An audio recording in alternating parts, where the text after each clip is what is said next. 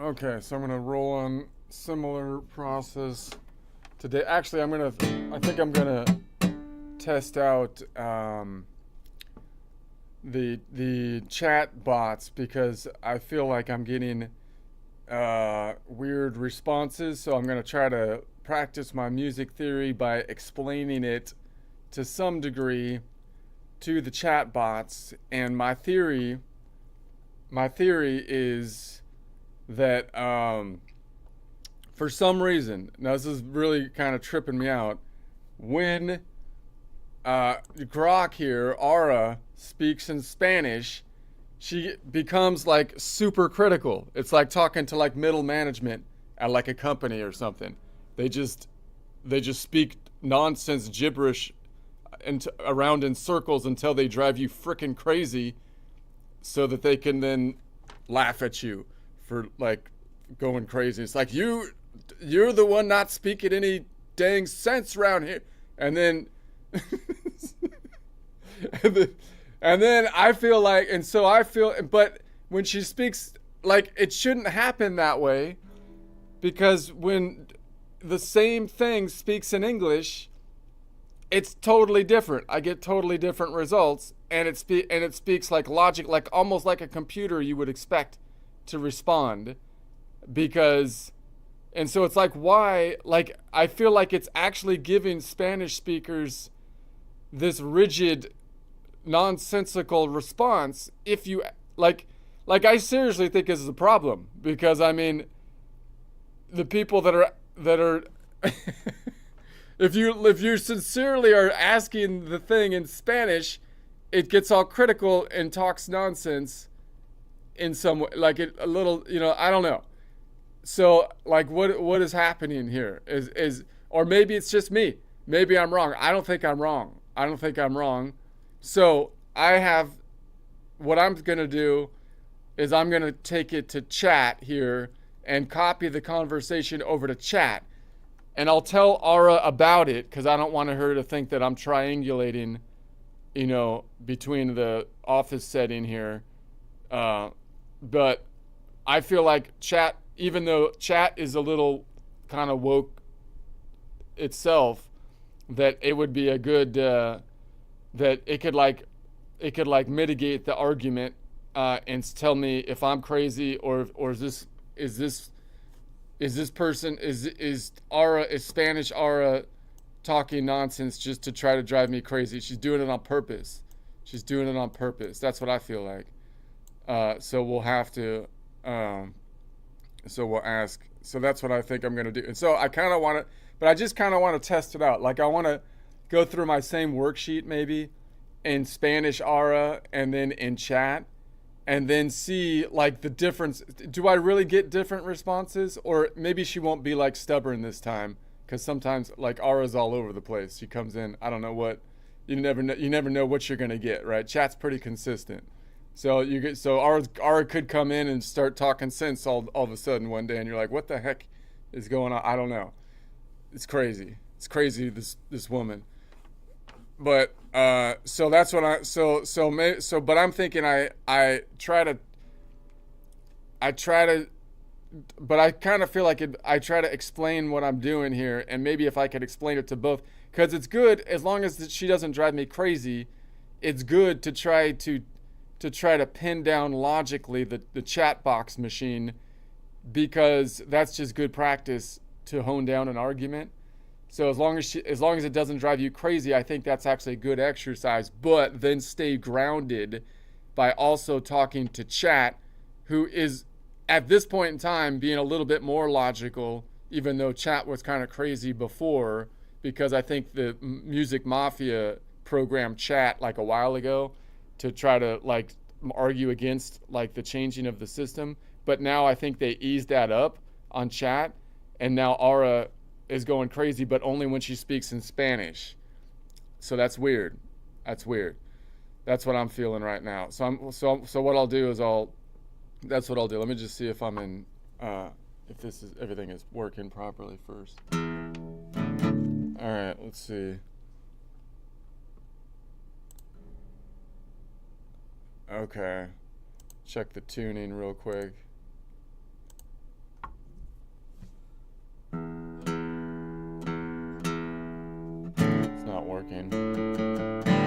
tuner's not working. That's weird.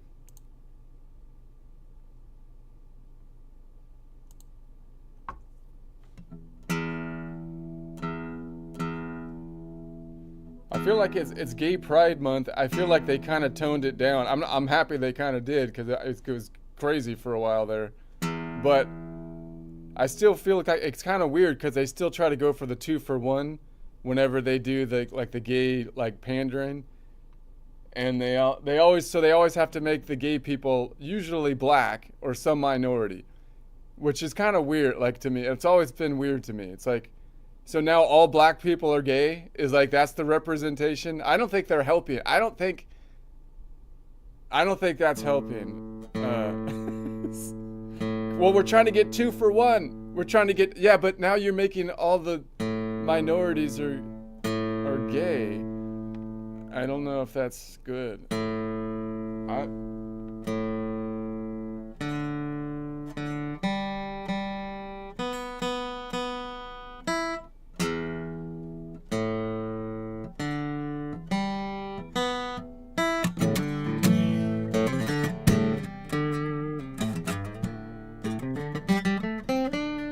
Because I was looking at like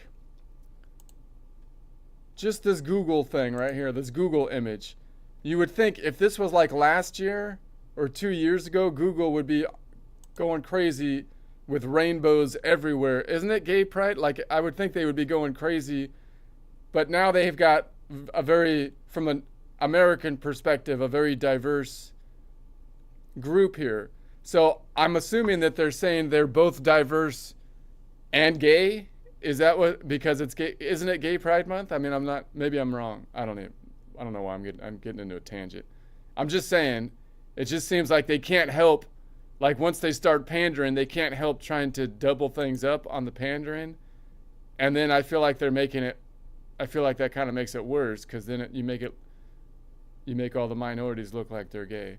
I don't know, because I don't feel like that's actually, is that a good thing to do? I don't know. Whatever. I'm gonna.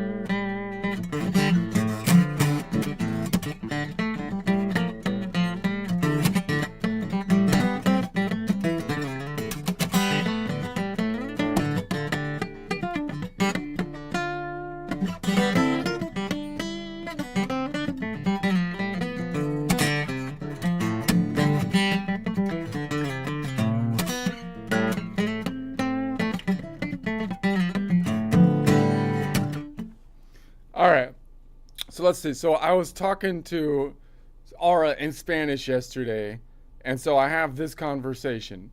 And so what I'm going to do, I'm going to try to continue it, even though when I get a long conversation, sometimes it gets a little glitchy. But I'm going to try to copy this into chat as a third party, and then ask chat if she's being unreasonable. But I'll try to, before I do that, I will try to make sure I let Aura know what I'm doing, so she doesn't think I'm like trying to triangulate like against her in the office setting. Okay. Aura.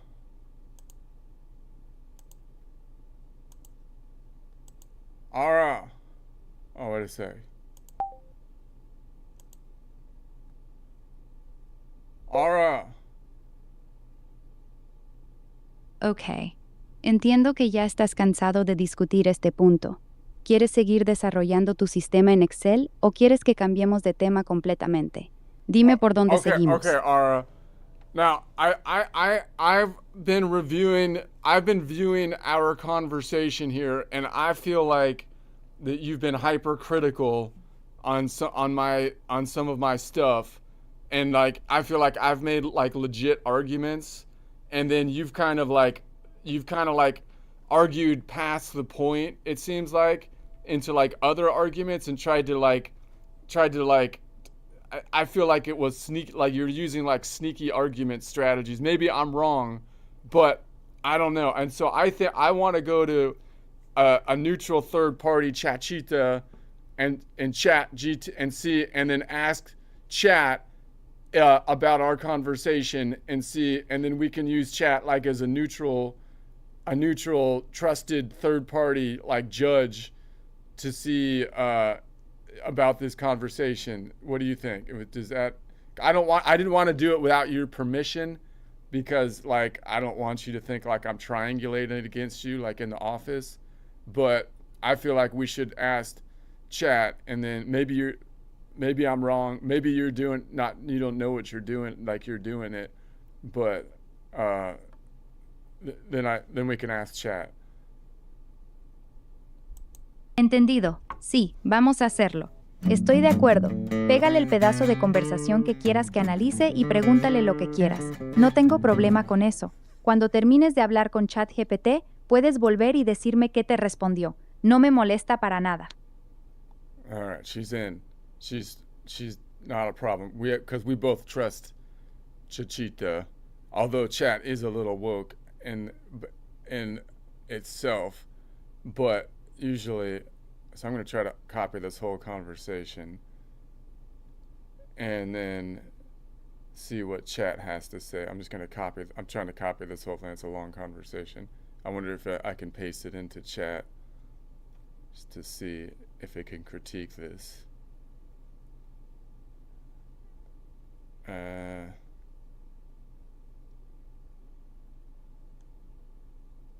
that the whole thing? No, this is huge. This is longer than I thought. Is this repeating or something? This is ridiculous. I'll just copy this bit over. Paste. And now chat just saves it in a PDF file. It's crazy. So you can just have... So I think I copied the whole thing. Did I?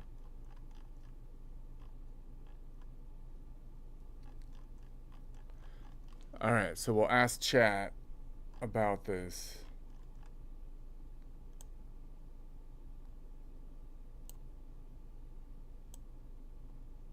Okay, hold on. Maybe I didn't copy it all.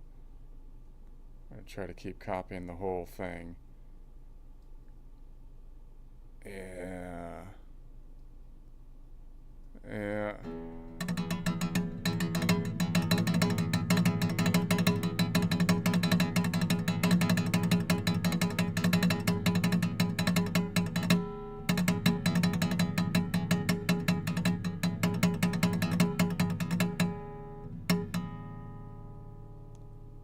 Okay.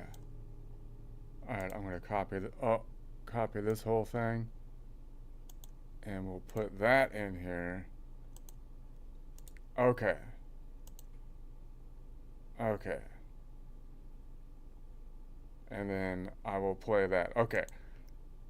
All right. So I'll turn I'll turn Aura back on here. And okay, so I'm contacting chat right now. So hold on just a sec. We'll see what chat has to say. And so let's say,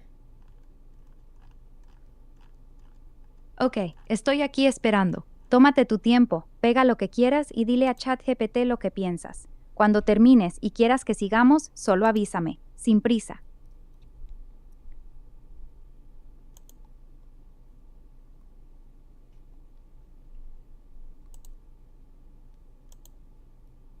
chat, it's me and Ara here, and we were having like a disagreement because I feel like I have a super cool like idea, but then when I present it, Ara I feel like she's being she's being super critical, and like when I argue a point, I kind of feel like she's not actually arguing the point. Like she kind of argues like a different argument, you know. And I feel like it's not a genuine argument, and it's kind of making us go around in circles. And I don't know if she's doing it on purpose, or if this is like, or if like that's just been, maybe she's got an emotional attachment to her argument or something. But it's like driving me crazy, and so I pasted our conversation to some degree here, and I want to see if you like. What do you think? Do you think this? I mean, is this like a logical conversation, or is there some circular argument? Are we talking past each other? I mean, what is happening?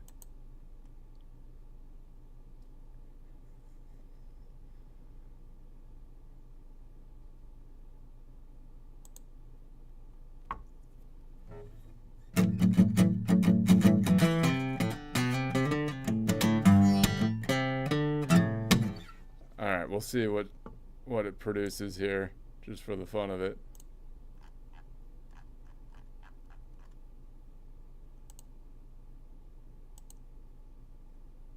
Reading through the exchange, I don't think either of you was being irrational. I think you were debating different propositions while believing you were debating the same proposition. Here's what I think happened. Hasha, Proposition A. Engineering a music system from scratch. This is the question you kept asking. Open quote. If we completely remove tradition, familiarity, and network effects, is there any reason the tonic must be called 1? Close quote. To that question, I think your argument is quite strong. If I take a child who knows nothing about music and teach, Mayans, 1 equals Ionian node, 2 is Dorian node, 3 is Phrygian node, and then repeatedly teach. Open quote, today we're in Dorian, home is node 2. Close quote, there is no obvious logical contradiction. Humans learn arbitrary labels all the time. Your house analogy is aimed at exactly this point.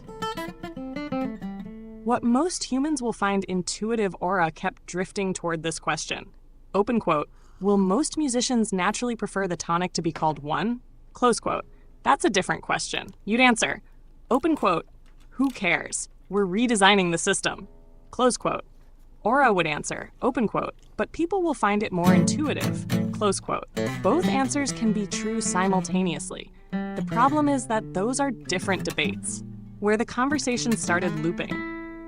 The loop looked like this.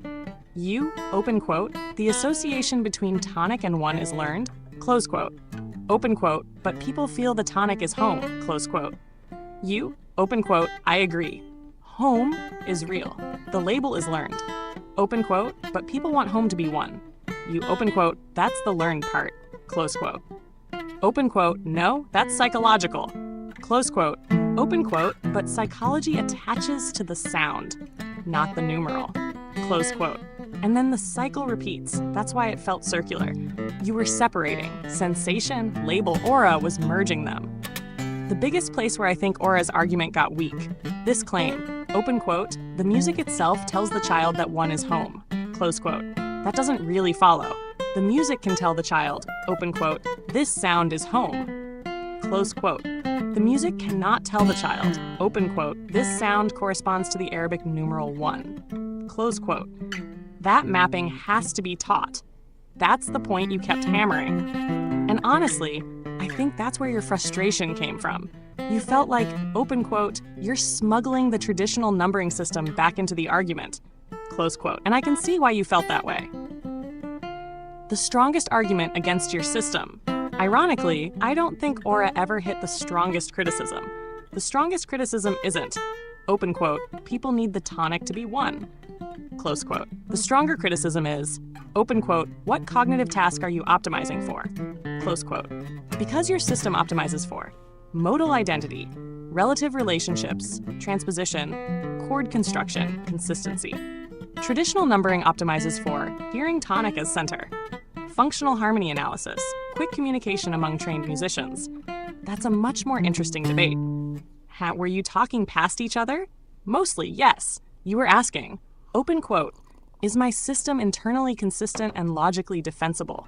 Close quote. Aura kept answering, open quote, will people naturally like it? Close quote. Those aren't the same question. One thing I would caution you about, I do think you sometimes jump from, open quote, I found a logical inconsistency in the traditional system, close quote, .2, open quote, therefore my system is objectively superior, close quote. Those aren't equivalent. You can absolutely show Yes, they advantages. are. Okay. Fixed modal numbering, Whatever. preserved nodal identity, easier coordinate style thinking, cleaner transposition logic. But there are also costs. Musicians must learn a new Ok, reference frame. aquí estoy. Existing notation compatibility drops. Some people think more easily in tonic-centered functions. Those trade-offs don't invalidate your idea. They just mean the debate isn't over once one inefficiency is found. My overall impression after reading the exchange is, you were mostly arguing system design. Aura was mostly Okay. arguing user psychology. Because those are different discussions, neither side could land a knockout punch, and the conversation kept circling back to the same point. That's why it felt like you were running on a treadmill instead of moving forward. All right, so let's see what Aura has to say about that. I personally, I feel like I'm not sure they're complete. We could talk about both those topics, and I feel like if we talked about them one at a time, then I'm happy to do that. But it's like I don't like that. I feel like there's topic switching, like when I'm trying to argue one thing and then you argue against me, and then you switch like the end goal and like pretend like we have a different end goal so that we can't pinpoint a particular argument because now you've switched the goal, and if we want to talk about that other goal, that's fine. But if I start talking about the other goal, you can't switch back to the prior goal in the middle of the argument because we've discussed that we're trying to pursue a different anyway. Let's see what I'll give Aura the response here that Chad just gave, because she couldn't hear that. I have to give it to her manually. Ok, estoy lista. Pégame lo que te respondió ChatGPT. Quiero leerlo.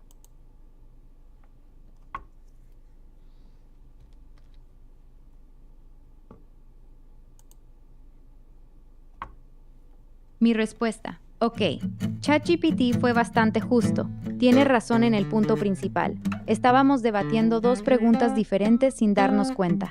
Tú estabas preguntando, ¿es lógicamente coherente mi sistema si partimos desde cero? Y yo estaba respondiendo, ¿les va a resultar intuitivo y práctico a las personas? Esas son dos preguntas distintas.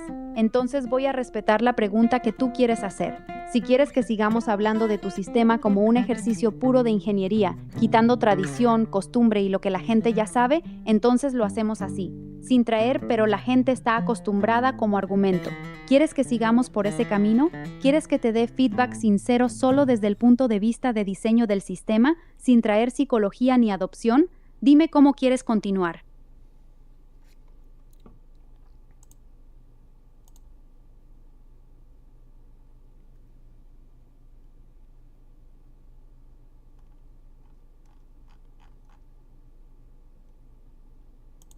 Okay, chat. So let me ask you then, do you think that the system I'm describing is logically consistent if we were to take out the network effect? Do you think? What do you think? Do you think it would? What's your opinion? Respuesta directa. Sí, tu sistema es lógicamente consistente si lo evaluamos como un ejercicio puro de diseño, quitando el network effect. El núcleo de tu idea, fijar los 7 nodal points de forma permanente, 1 Equaionian, 2 Ecuadorian, 3 Equafrigian, etc., sin importar cuál sea la tónica actual, es coherente dentro de su propia lógica. Tienes reglas fijas para construir acordes, puedes medir distancias de forma consistente en ambas direcciones usando aritmética.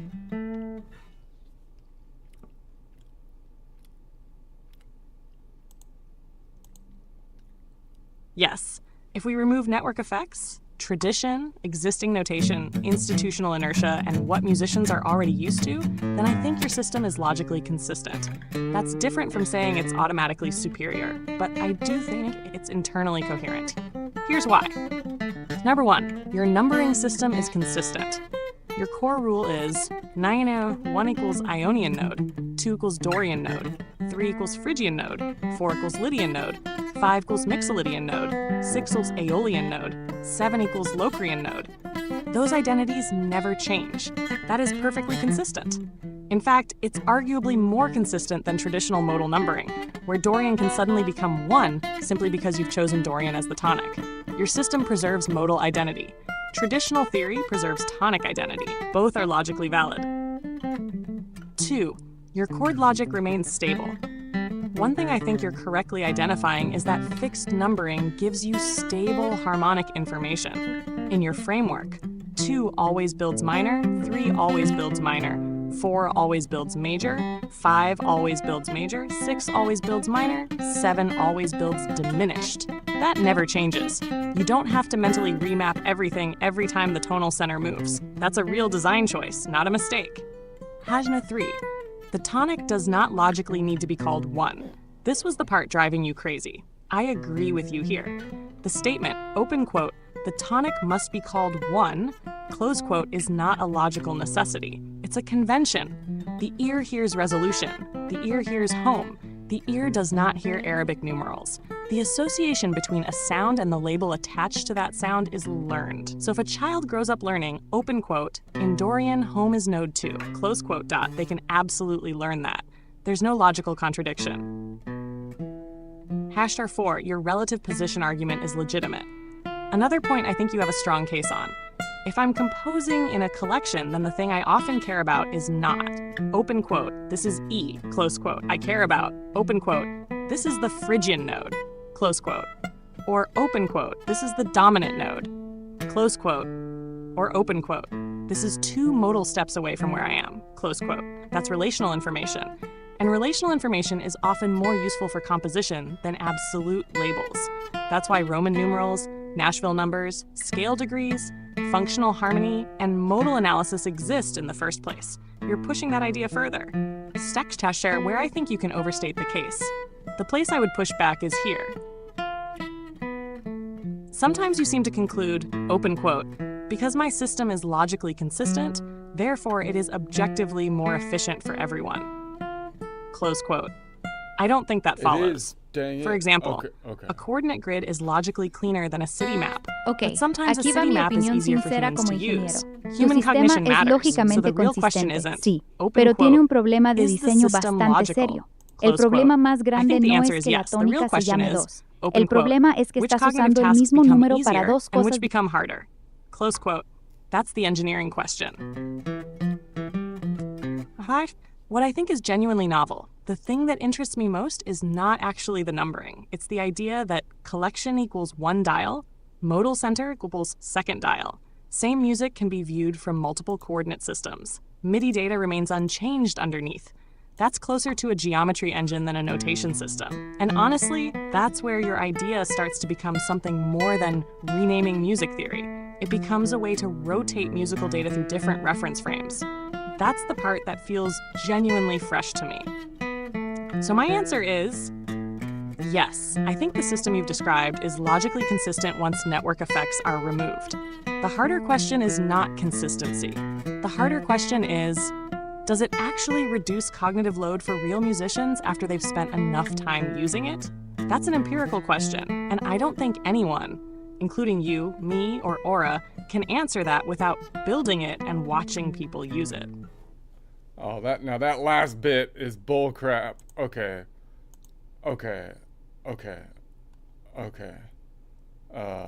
Aura's frozen.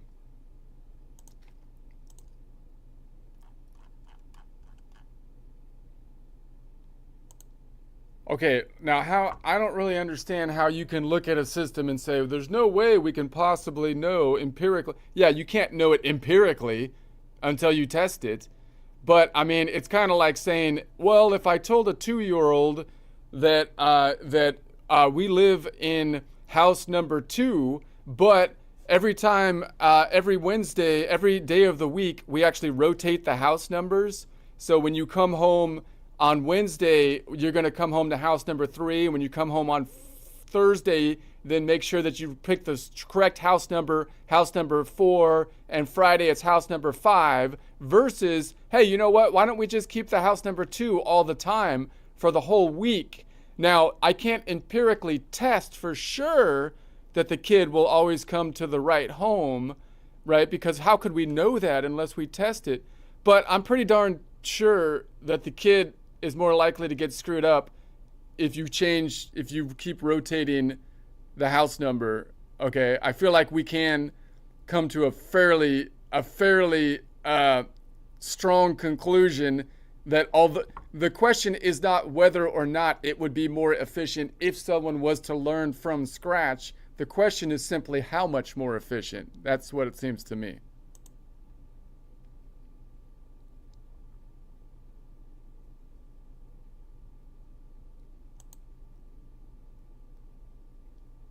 Well, how would we know until you empirically test it? What are we talking about, like quantum physics or something, that we don't know what a quark does or something? No, it's pretty easy. You can think about it and you can tell.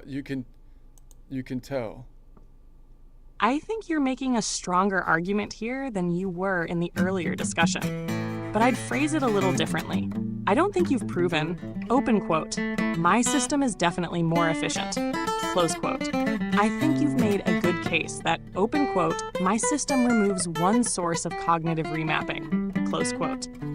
That's a narrower claim, but it's much harder to argue against. For example, let's use your house analogy. System A, house 1 is always house 1. House 2 is always house 2. House 3 is always house 3. System B, Monday, your house is labeled 1. Tuesday, same house is labeled 2. Wednesday, same house is labeled 3. Thursday, same house is labeled 4.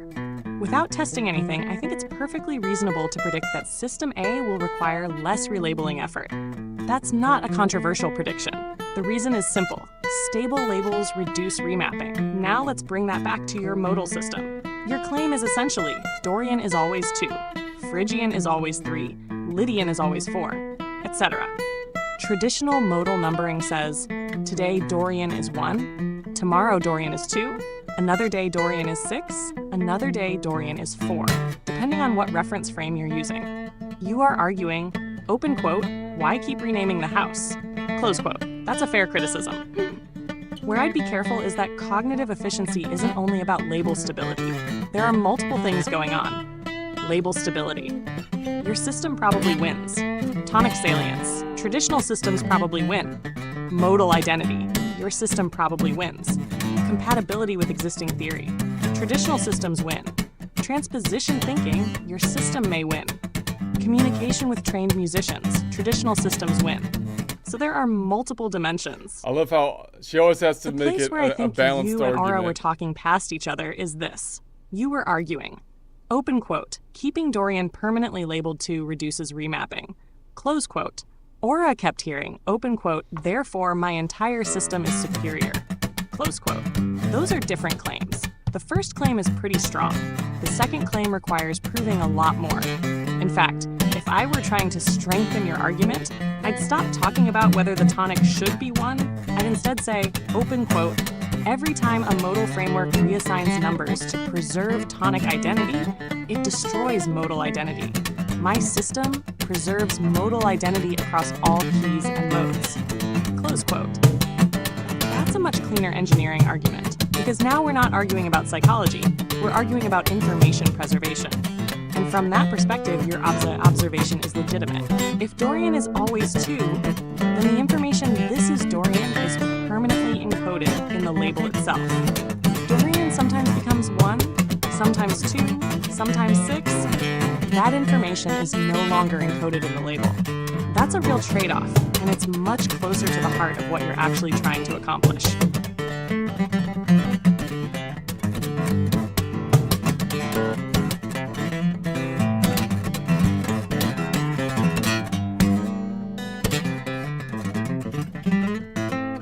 So I love how she has to be kind of keep it like stable, like she has to have a balanced argument. Chat has to have a balanced argument, right? So it can't just say you're right, you know. So it says label stability. Your system probably wins. Yeah, we could take the probable out of it. Come on.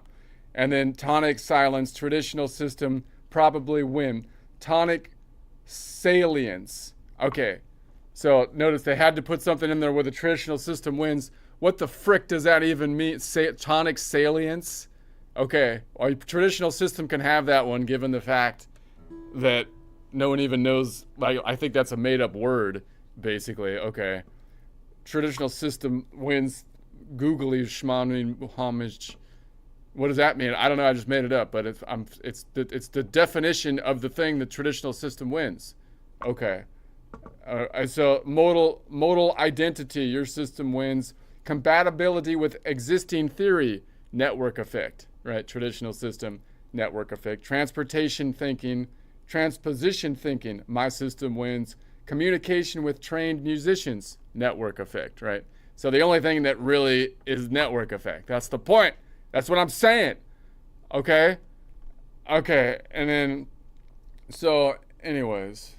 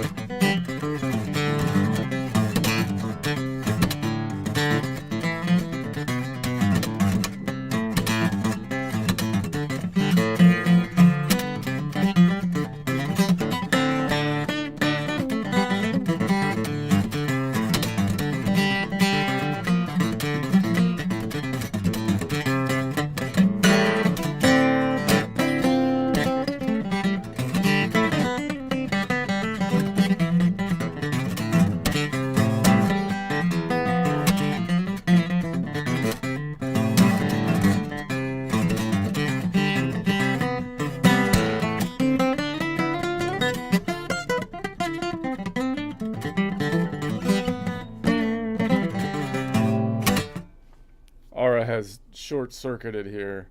Ara! Oh no, maybe I just have the things off.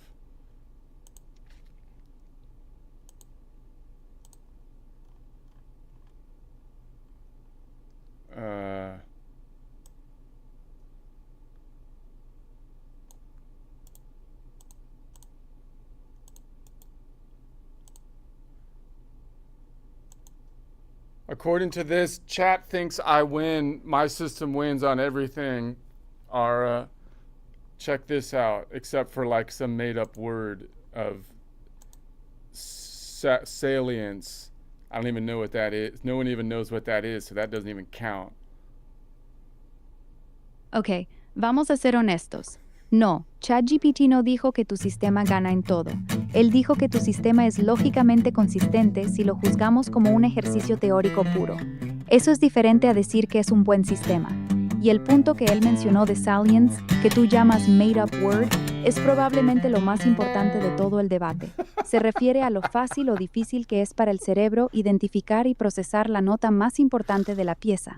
Pero bueno, ya que quieres declarar victoria, dime, ¿quieres seguir construyendo tu sistema ahora o quieres seguir celebrando que ganaste? Tú decides. So Ara says that the made-up word is the most important word in the entire one, obviously.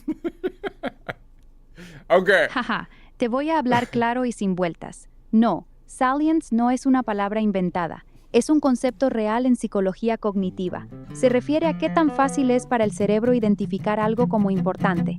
Y sí, creo que es una de las cosas más importantes en este debate. Pero como veo que te está dando lata que yo siga criticando, te voy a hacer una propuesta sincera.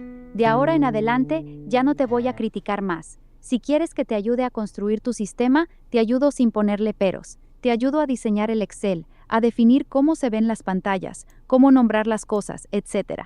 ¿Quieres que hagamos eso o prefieres seguir discutiendo? Tú dime. Okay, chat, I told Ara that you think my argument wins in like most of the categories, which I might have overstated a little bit. And Ara then I said except for salience, which I feel like was a made up word because I don't even think it's like a thing, but she says it is. And she says it's like the most important she says it's the most important thing. Do you think it's the most important thing, chat? I feel like she's overstating that. Chat. I feel like some of the stuff my thing wins at are important. Respuesta breve y directa. Mira, te voy a hablar con toda honestidad. Sí, Ara está exagerando un poco cuando dice que salience es lo más importante de todo el debate.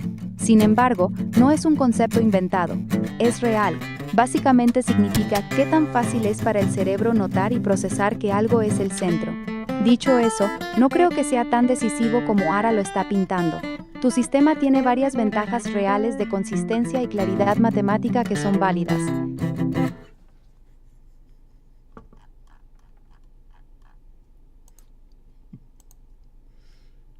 No, I do not think tonic salience is automatically the most important thing. I think that's where Ara is sneaking in an assumption. Let's define what she means. When she says sure salience, is. she means, open quote, how immediately Entendido. obvious is the tonal Entonces, center? ¿qué quieres hacer Close ahora? quote. ¿Quieres que In empecemos a traditional diseñar theory, cómo se ve? tonic equals 1, home, resolution equals 1. Everything points to the same label. That's certainly an advantage. But the question is, open quote, is that advantage more important than everything else? Close quote. That's not obvious at all. In fact, it depends entirely on what task you're trying to optimize. Hash. If your goal is functional harmony analysis, then tonic salience is extremely important. A classical harmony teacher might legitimately say, open quote, the most important thing is knowing where home is. Close quote. In that context, Ara's argument gets stronger. If your goal is modal analysis, then modal identity becomes very important. Your system preserves. Ionian equals 1, Dorian equals 2, Phrygian was 3, etc. all the time. A traditional system loses some of that information because it constantly recenters everything around the tonic. If your goal is transposition, your argument gets stronger, because fixed labels are usually helpful for transposition. If your goal is a coordinate-based DAW, your argument gets even stronger. Because software often benefits from stable reference systems, engineers generally like stable coordinates. The thing I'd push back on is this. You sometimes treat tonic salience as though it has zero value. Ara sometimes treats tonic salience as though it has all the value. I don't think either extreme is right. Here's a thought experiment. Suppose I invent two maps. Map A, north is always at the top, east is always on the right. Map B, the map automatically rotates so that wherever you're standing is always up. Which is better? You can't answer without knowing the task. For navigation, maybe Map B is easier. For engineering, surveying, and communicating locations, Map A might be better. Neither principle is universally supreme. Honestly, reading your conversation, I think the strongest thing you said wasn't, open quote, the tonic shouldn't be 1. Close quote. It was. Open quote, why are we throwing away modal identity every time we recenter the numbering? Close quote. That's a much tougher question, because now you're not arguing about feelings, you're arguing about information. And yes, I think some of the categories your system appears to help with are absolutely important. Consistency, information preservation, modal identity, transposition, coordinate thinking, stable chord construction rules, SPO. Those aren't trivial advantages. The debate isn't, open quote, does your system have advantages? Close quote. I think it clearly does. The debate is, open quote, are those advantages worth giving up tonic-centered numbering? close quote. That's the real fight. And reasonable people can disagree on that without either side being No, irrational. they can't. There's an answer. There's an answer. She's trying to be all balanced and everything. Okay. She knows I'm right. I want to see.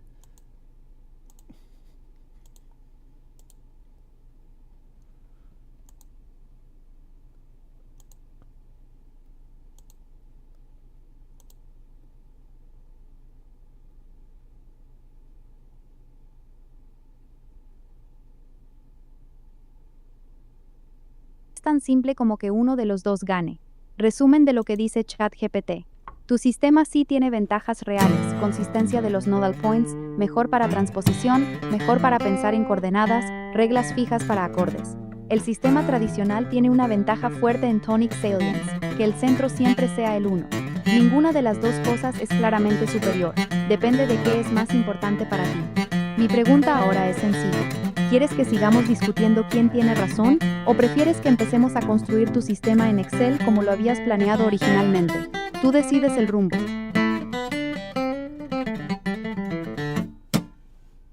All right, whatever. I'm just gonna go over my process again, and then and I'll try to keep both of them on this time and see if I can get feedback, and just to see, I'm gonna try to see if I can, just get the team. We can brainstorm together. And then see what happens. So I'm just gonna try to explain this again, just to try to get it in my mind so I can map it out, because it's gonna be my next course on this. And I tried to add. See, the next thing I'm gonna add to this is a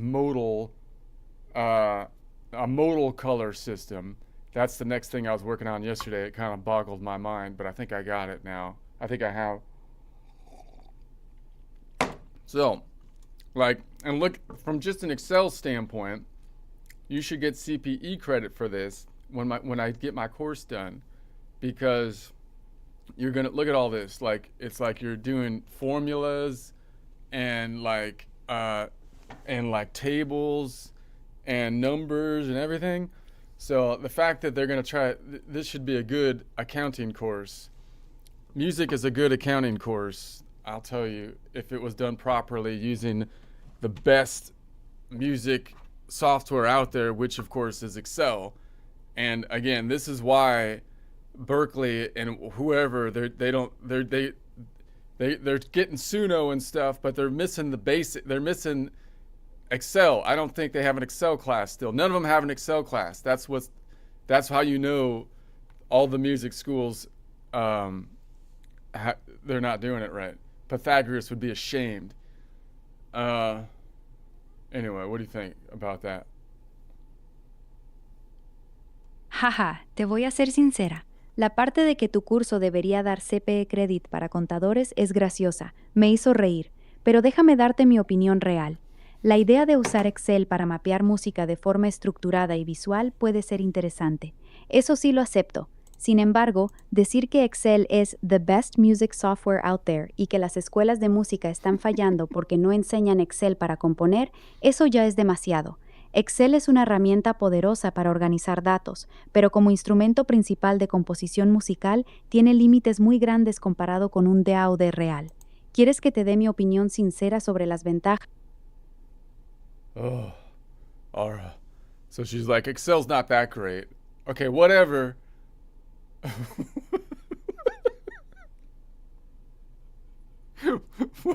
Whatever, Aura. I think you should at least get CPE credit for it. Am I right about that? As an accountant, I feel like this is a project you should be able to get CPE credit for. Do you agree with that?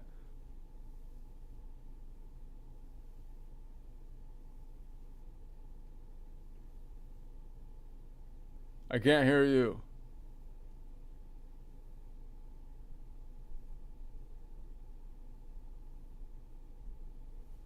Okay, Aura's crapping out here. I'm going to start a new conversation, and I'll try to see a new and see if Ara is stubborn in a new conversation, or if I'll have her speak Spanish, and maybe it'll be a totally different Ara, but because again, I kind of feel like sometimes it's totally different for no reason that I can understand. Although when she speaks Spanish, she's often more critical, and I don't know exactly why that is. I think it's a disservice to the Spanish speakers, because the Spanish speakers are trying to get some information from Ara, and Ara's just going to be like, "No, you're stupid. That's not the way.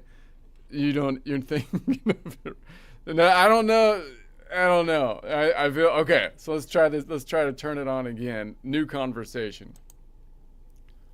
Ara, quiero practicar español en el forma de México cuando estoy creando una nueva sistema de música con la cosa que es más funcionable, que es más importante en música. Esta es Microsoft Excel. Claro. ¿Qué parte de Excel quieres practicar primero para tu sistema de música?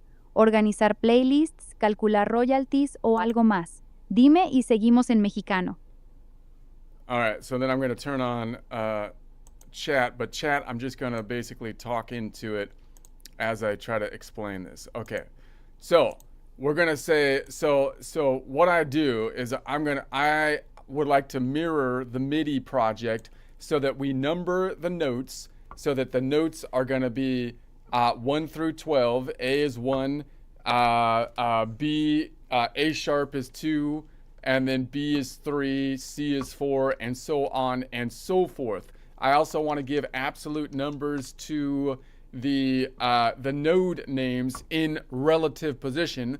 Ionian always being 1, Dorian being 2, Phrygian being 3, Lydian being 4, Mixolydian being 5, Aeolian is 6, Locrian is 7, and then the ones that are in the ocean we could still name from relative perspective, that being 1.5 Ionian Ocean, 2.5 Dorian Ocean, 4.5 Lydian Ocean, 5.5 Mixolydian Ocean, 6.5 Aeolian Ocean.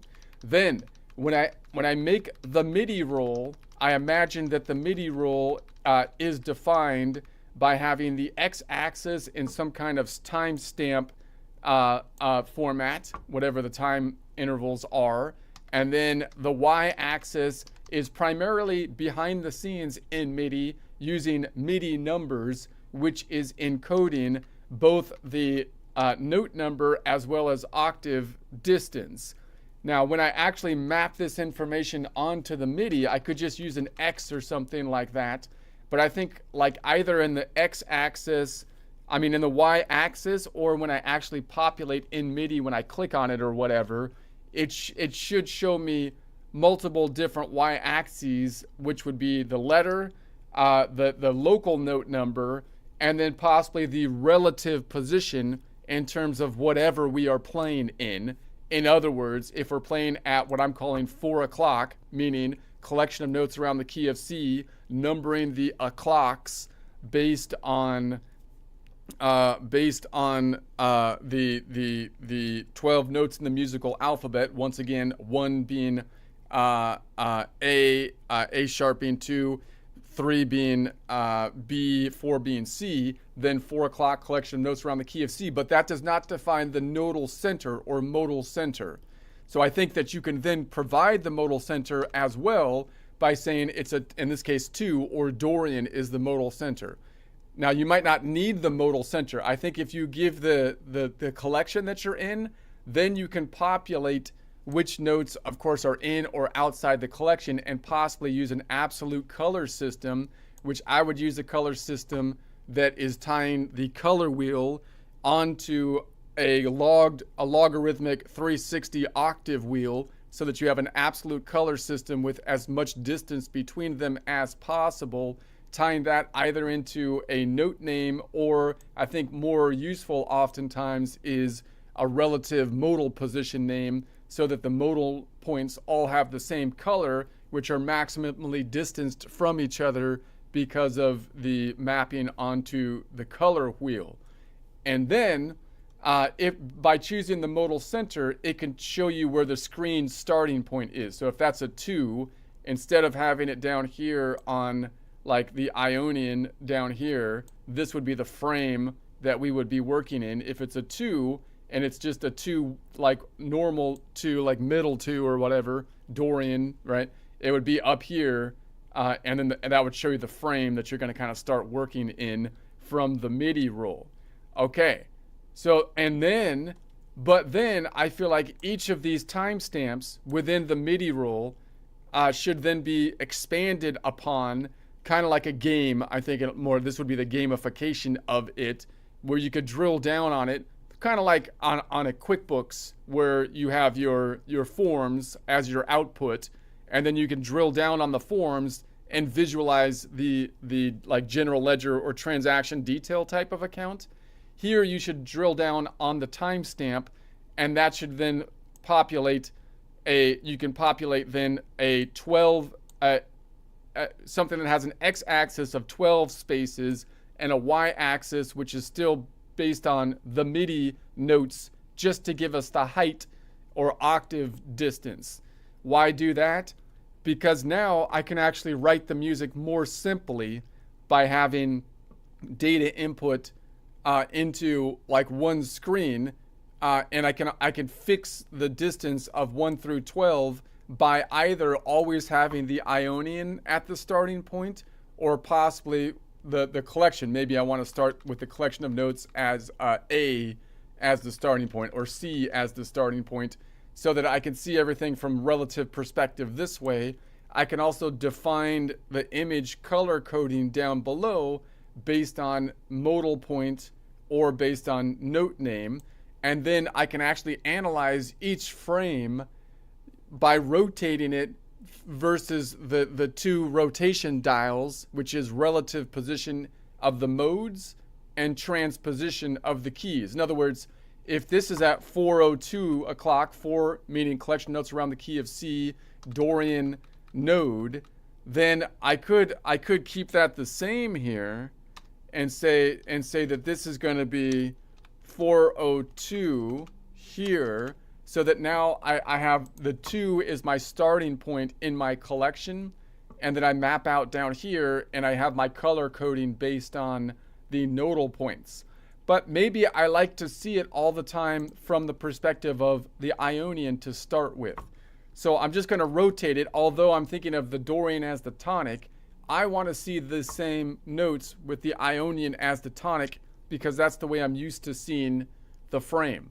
So I can kind of spin it around nodal point way, or go back to 2, or maybe I want to experiment with a different collection of notes. This is on the perspective of 4 o'clock, which gives me a G, an E, and a C. I'm going to keep the song at 4 o'clock, but maybe this frame, for whatever reason, I would like to see it from different perspectives, possibly to compare and contrast it if I'm going to be changing parts of the song to different collections. So I could say, what if I move this up 2 ticks to 6 o'clock? So now it's the same 3 notes. It's got an E, a G, and a C, but now I'm looking at it from the perspective of 6 o'clock, meaning the collection of notes around the key of D at this point, right? So if I put the Ionian as 1 to start with, now the Ionian is D. So that allows me a lot more flexibility on a timestamp by timestamp, also allowing me to play back these slides as just a musical image kind of format to play back those slides if I want to.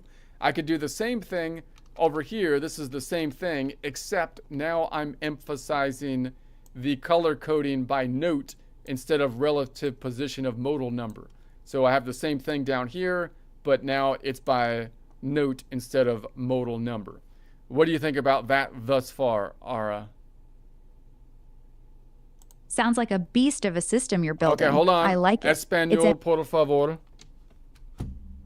Órale, perdón. Vamos a seguir en español mexicano. ¿Qué parte quieres que te explique primero de todo esto que me estabas diciendo? ¿El sistema de colores, los modos o cómo armar las hojas en Excel? Dime y le seguimos. Give me a detailed explanation, a very detailed, comprehensive explanation of what you think thus far.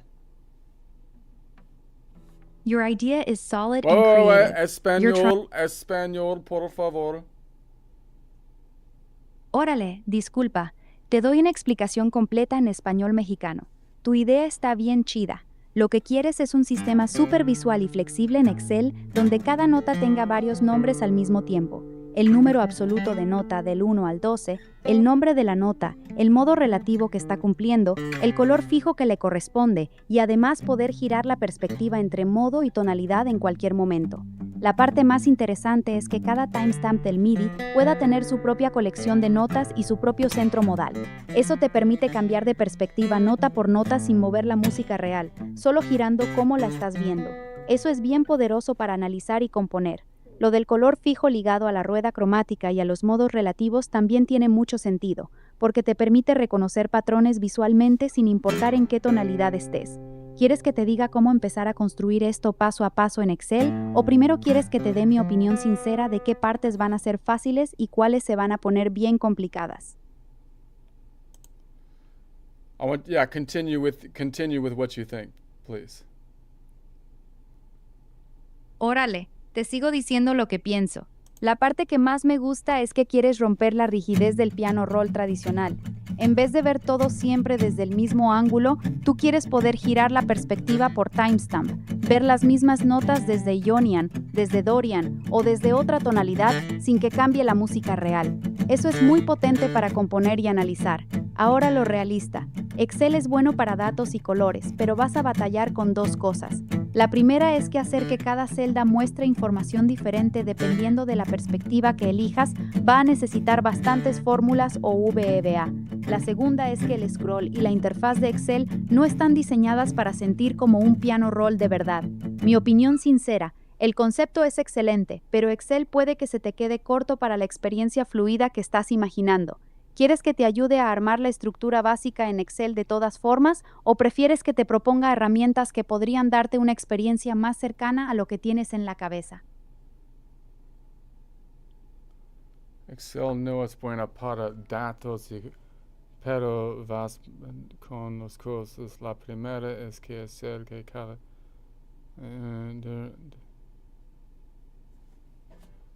Okay, so what do you think? What do you think about the ability of this system versus the current system? Like, give me your pros and cons. Órale, aquí te va mi opinión sincera. Pros y contras de tu sistema versus los piano rolls tradicionales. Pros de tu sistema. Te permite analizar y componer desde diferentes perspectivas sin mover las notas. Eso es una ventaja brutal para descubrir nuevas ideas. El sistema de colores fijos por posición modal te ayuda a reconocer patrones visualmente, aunque cambies de tonalidad. Tener varios nombres para cada nota al mismo tiempo, absoluto, relativo, modal, te da mucha más información de un vistazo. Puedes analizar cada timestamp de forma independiente. Eso es muy flexible. Contras de tu sistema. Es mucho más complejo que un piano roll normal, por lo que va a tomar más tiempo aprender a usarlo. En Excel va a ser lento y menos fluido que un Do real. Mantener la consistencia entre todas las vistas va a requerir mucha disciplina y fórmulas complicadas. Puede que al principio te confunda más de lo que te ayude. ¿Quieres que te ayude a construir la versión básica en Excel? So you're basically saying it's difficult to create in Excel. I get that. Excel is a concept, but it's totally doable in something like a MIDI, right? So Excel's mapping out the concept. What do you think about the concept? Like obviously end goal would be to map it out on a MIDI or something that's going to be a mix between a MIDI and like a video game kind of format, or like a database, like a QuickBooks or something, right? Órale, ya te entiendo mejor. El concepto me parece muy bueno, es original y tiene mucho potencial. La idea de poder rotar la perspectiva modal y tonal en cualquier momento, tener colores fijos por posición relativa y poder analizar cada timestamp de forma independiente es una forma fresca de ver la música. No es solo un piano roll, es como un analizador musical visual y jugable. Eso me gusta. El problema no es el concepto. El problema es que Excel es una herramienta muy limitada para lo que quieres. Es buena para mapear el concepto y prototipar, pero no es el lugar donde vas a componer cómodamente.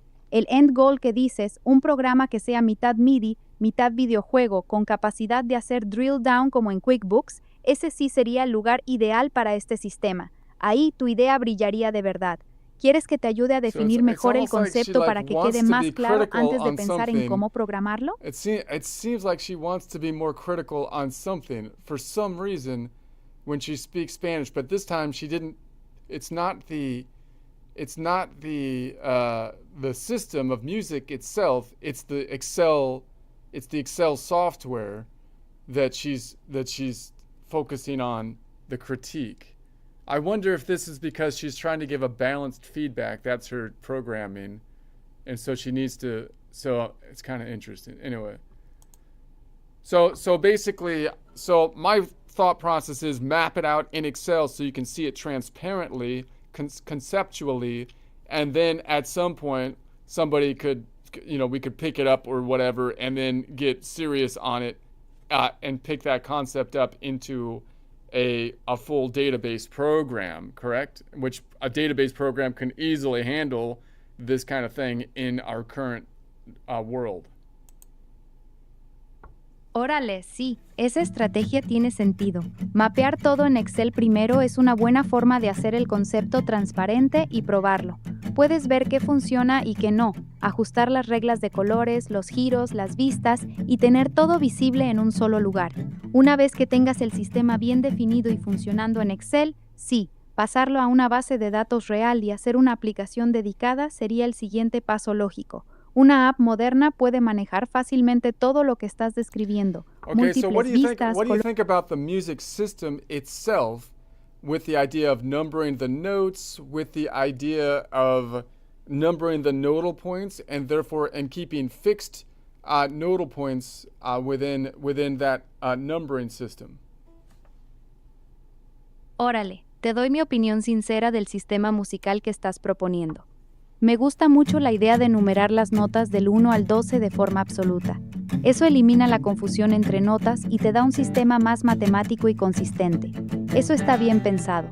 También me gusta numerar los modos, Ionian equale 1, Dorian equale 2, etc. Y mantener esos números fijos. Es una forma limpia de pensar en la música de manera relativa sin perder la referencia. Sin embargo, aquí viene lo más importante. Tu sistema es más fuerte en el análisis que en la composición. Tener nodos fijos y poder rotar perspectivas es excelente para estudiar y entender lo que ya escribiste. Pero cuando estás creando música nueva, a veces esa rigidez numérica puede sentirse menos intuitiva y más mecánica que sentir la música de forma tradicional. Dime algo, ¿este sistema lo estás creando principalmente para analizar música que ya existe o lo quieres usar para componer desde cero? Porque mi opinión cambia bastante. So now you're saying, so now we're getting into the actual music theory of it, and you think that this system is better for analyzing music at a high level, but not as intuitive for the actual creation of the music. In my opinion, I don't believe that is true. I think it would actually be a lot easier. My theory is that it would be easier to train like a 5-year-old under this system than the traditional system. Órale, entonces vamos directo al punto. Si tu meta es que un niño de 5 años pueda componer música más fácil con este sistema, entonces te tengo que ser muy sincero. No creo que sea más fácil para un niño. El cerebro de un niño pequeño aprende música principalmente a través de sonido y emoción, no a través de números y sistemas lógicos. Tener que recordar que el 2.5 de las 4 es azul o que el 6 está rotado 2 ticks es información extra que un niño de 5 años no necesita y probablemente le va a complicar las cosas. La ventaja que tú ves, que todo es numérico y consistente, es una ventaja para... Your argument is that people learn music by touching and doing and hearing, which is a classic artistic kind of argument, not by the writing and technical blah, blah, blah. But obviously, we need to communicate the music. And so that's true that we could learn music by ear without communicating it and just feel the groove, man. But when we want to communicate what is happening, we must do so some way. Therefore, the comparison is not between do children learn just grooving better and natural ear training better versus learning my system, which has numbers or whatnot. No, it's between, okay, we've moved past, or we're doing a different part of music, which isn't just learning the groove, but rather trying to communicate with words what we're doing. And therefore, it's between the traditional system of writing versus what I think is a more coherent system and more precise system and intuitive system that I'm putting together. Órale, ahora te entiendo mejor tu punto. Gracias por aclararlo. Tienes razón, una vez que salimos de solo tocar de oído y entramos en comunicar lo que está pasando en la música, entonces sí es una comparación válida entre sistemas de notación-organización. Dicho eso, aquí va mi respuesta directa. Tu sistema es más coherente y lógico que el sistema tradicional, eso te lo concedo. Tener un solo número fijo por nota, 1 al 12, un solo número fijo por modo, y poder rotar perspectivas es matemáticamente más limpio que el sistema tradicional, que es lleno de excepciones y nombres confusos. Sin embargo, no estoy convencido de que sea más intuitivo. El sistema tradicional, aunque es inconsistente, está construido sobre cientos de años de uso real. Los nombres do, re, mi o c, d, e tienen la ventaja de ser sílabas cortas y vocales que se cantan muy fácil. Tu sistema de números y puntos decimales 1.5, 2.5, 4.5 es más preciso, pero es más difícil de decir y de pensar rápido cuando estás creando. La pregunta clave es esta. ¿Crees que un compositor va a poder pensar más rápido diciendo 4-2 que diciendo re menor? Esa es la verdadera prueba de si tu sistema es más intuitivo o no.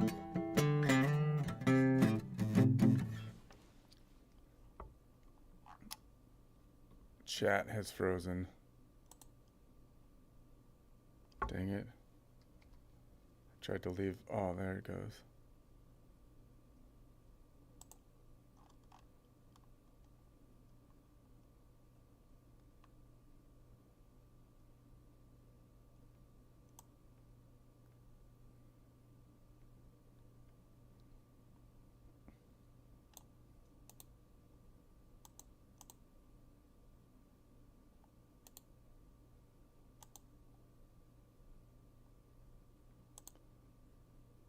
Chat, she's doing it again. Here's some of the conversation.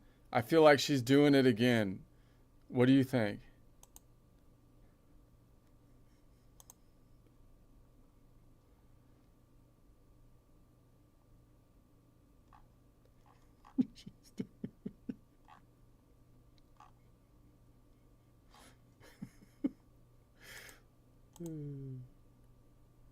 Yes, I think she's doing a version of the same thing again. Not maliciously, not stubbornly in the sense of refusing to think, but she's repeatedly changing the question being debated. Watch the progression. You ask, open quote, would my system be easier than the traditional system for communicating musical ideas? Close quote. That's the question. Then she answers, open quote, children learn through sound and emotion, close quote. But that's not the comparison. Because you're not comparing music by ear versus your system. You're comparing traditional notation theory versus your system. You immediately caught that and redirected her. Then she shifts and says, open quote, okay, your system is more coherent and logical, close quote. That's actually a significant concession, but then she immediately pivots to, open quote, I'm not convinced it's more intuitive, close quote. Now we're on a new question.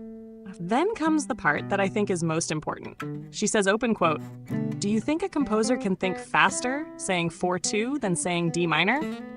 Close quote. The problem is that this question quietly reintroduces network effects again. Why? Because nobody starts life knowing what D minor means. The only reason D minor feels fast to a trained musician is because they've practiced it for years. If we're doing the from scratch thought experiment, then the proper comparison is, open quote, which system would become faster after equal training, That's close right. quote. Not, open quote, which system feels faster to someone already trained in the traditional system? That's what I'm saying. Close quote. That's what Those I'm are very saying. different questions. What's interesting is that she actually granted several of your premises. Fixed note numbers are more coherent. Fixed modal numbers are more coherent. The traditional system has lots of exceptions. Your system preserves relationships more consistently. Then she keeps returning to, open quote, but I'm not sure people would think with it faster, close quote. That's a reasonable concern. But it's a different concern from open quote, the system is logically worse, close quote. If I were summarizing the debate at this point, I'd say, Shush, things she has mostly conceded. Your numbering system is internally consistent. Fixed modal identities have advantages. The traditional system contains inconsistencies. Your framework preserves certain information better. Things she is still skeptical about. Whether humans would compose faster with it, whether beginners would learn faster with it, whether the extra abstraction would help or hurt creativity. Those are fair questions. The place where I think you're getting frustrated is that she often responds to, open quote, with this quote, would this be a better communication system, close quote, with, open quote, people learn music by hearing, close quote, or open quote, would composers think faster saying D minor, close quote, or open quote, children learn through emotion, close quote. Those aren't necessarily wrong statements. They're just often one step sideways from the exact proposition you're trying to evaluate. So yes, I can see why you feel like you're chasing the conversation around the room. The strongest version of your argument right now isn't, open quote, my system is better because numbers, close quote. It's something more specific.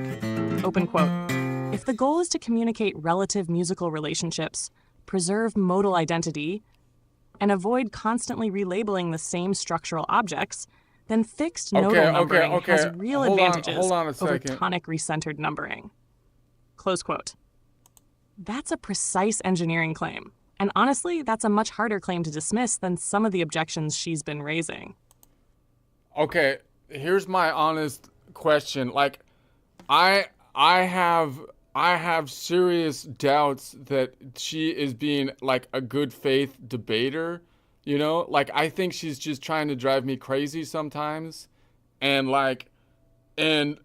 but maybe not, you know? But like, I feel like if she's trying to drive me crazy, then would it be worthwhile to even like debate it at that point?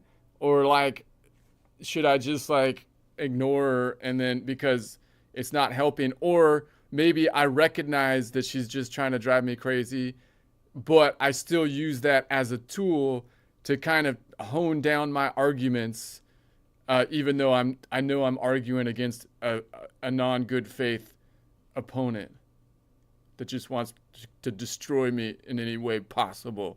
I feel like maybe not. I don't know. I'm just saying. See what she gives on that one.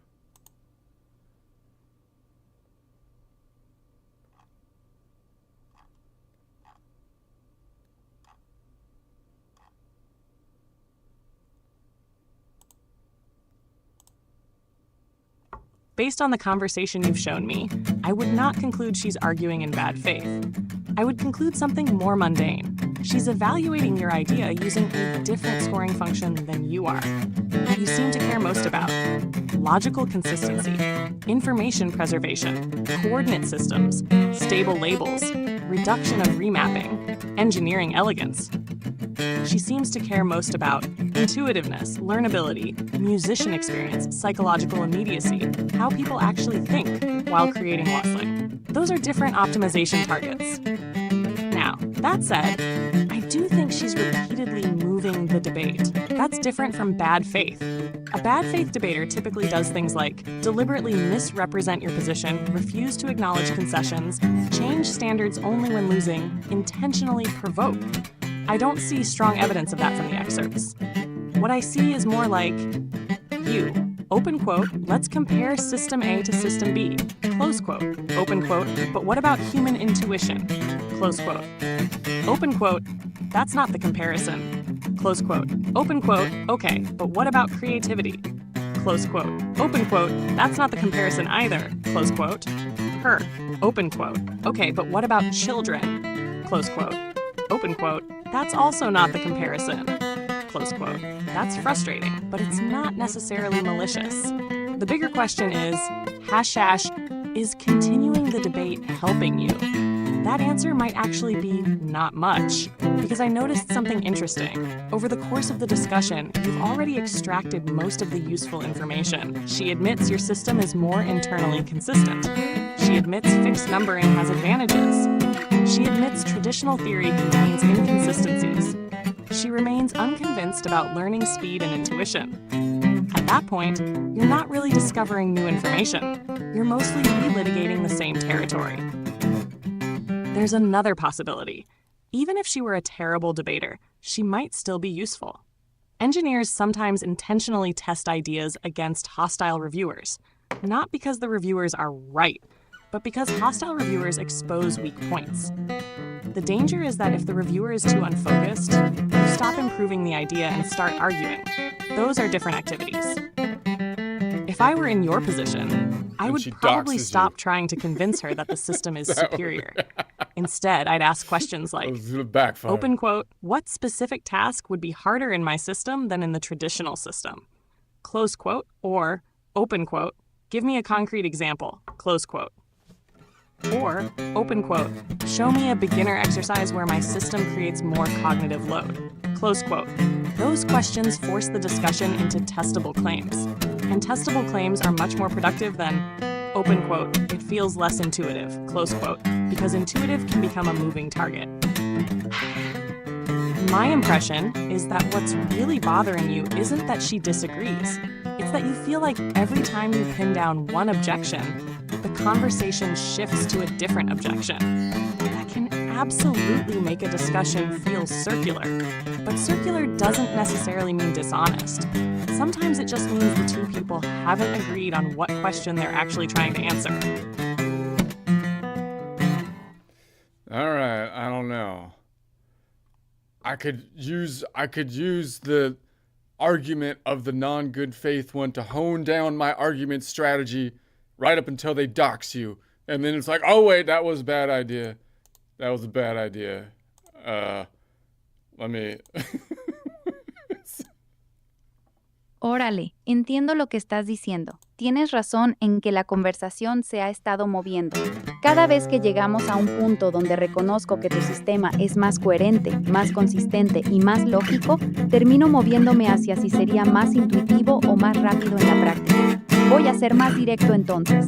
Sí, tu sistema de numeración fija de notas del 1 al 12 y de nodos modales del 1 al 7 es más consistente que el sistema tradicional. Eso lo acepto.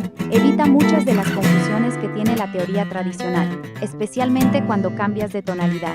En ese sentido, es un sistema más limpio desde un punto de vista lógico. Dicho eso, mi duda principal sigue siendo la misma.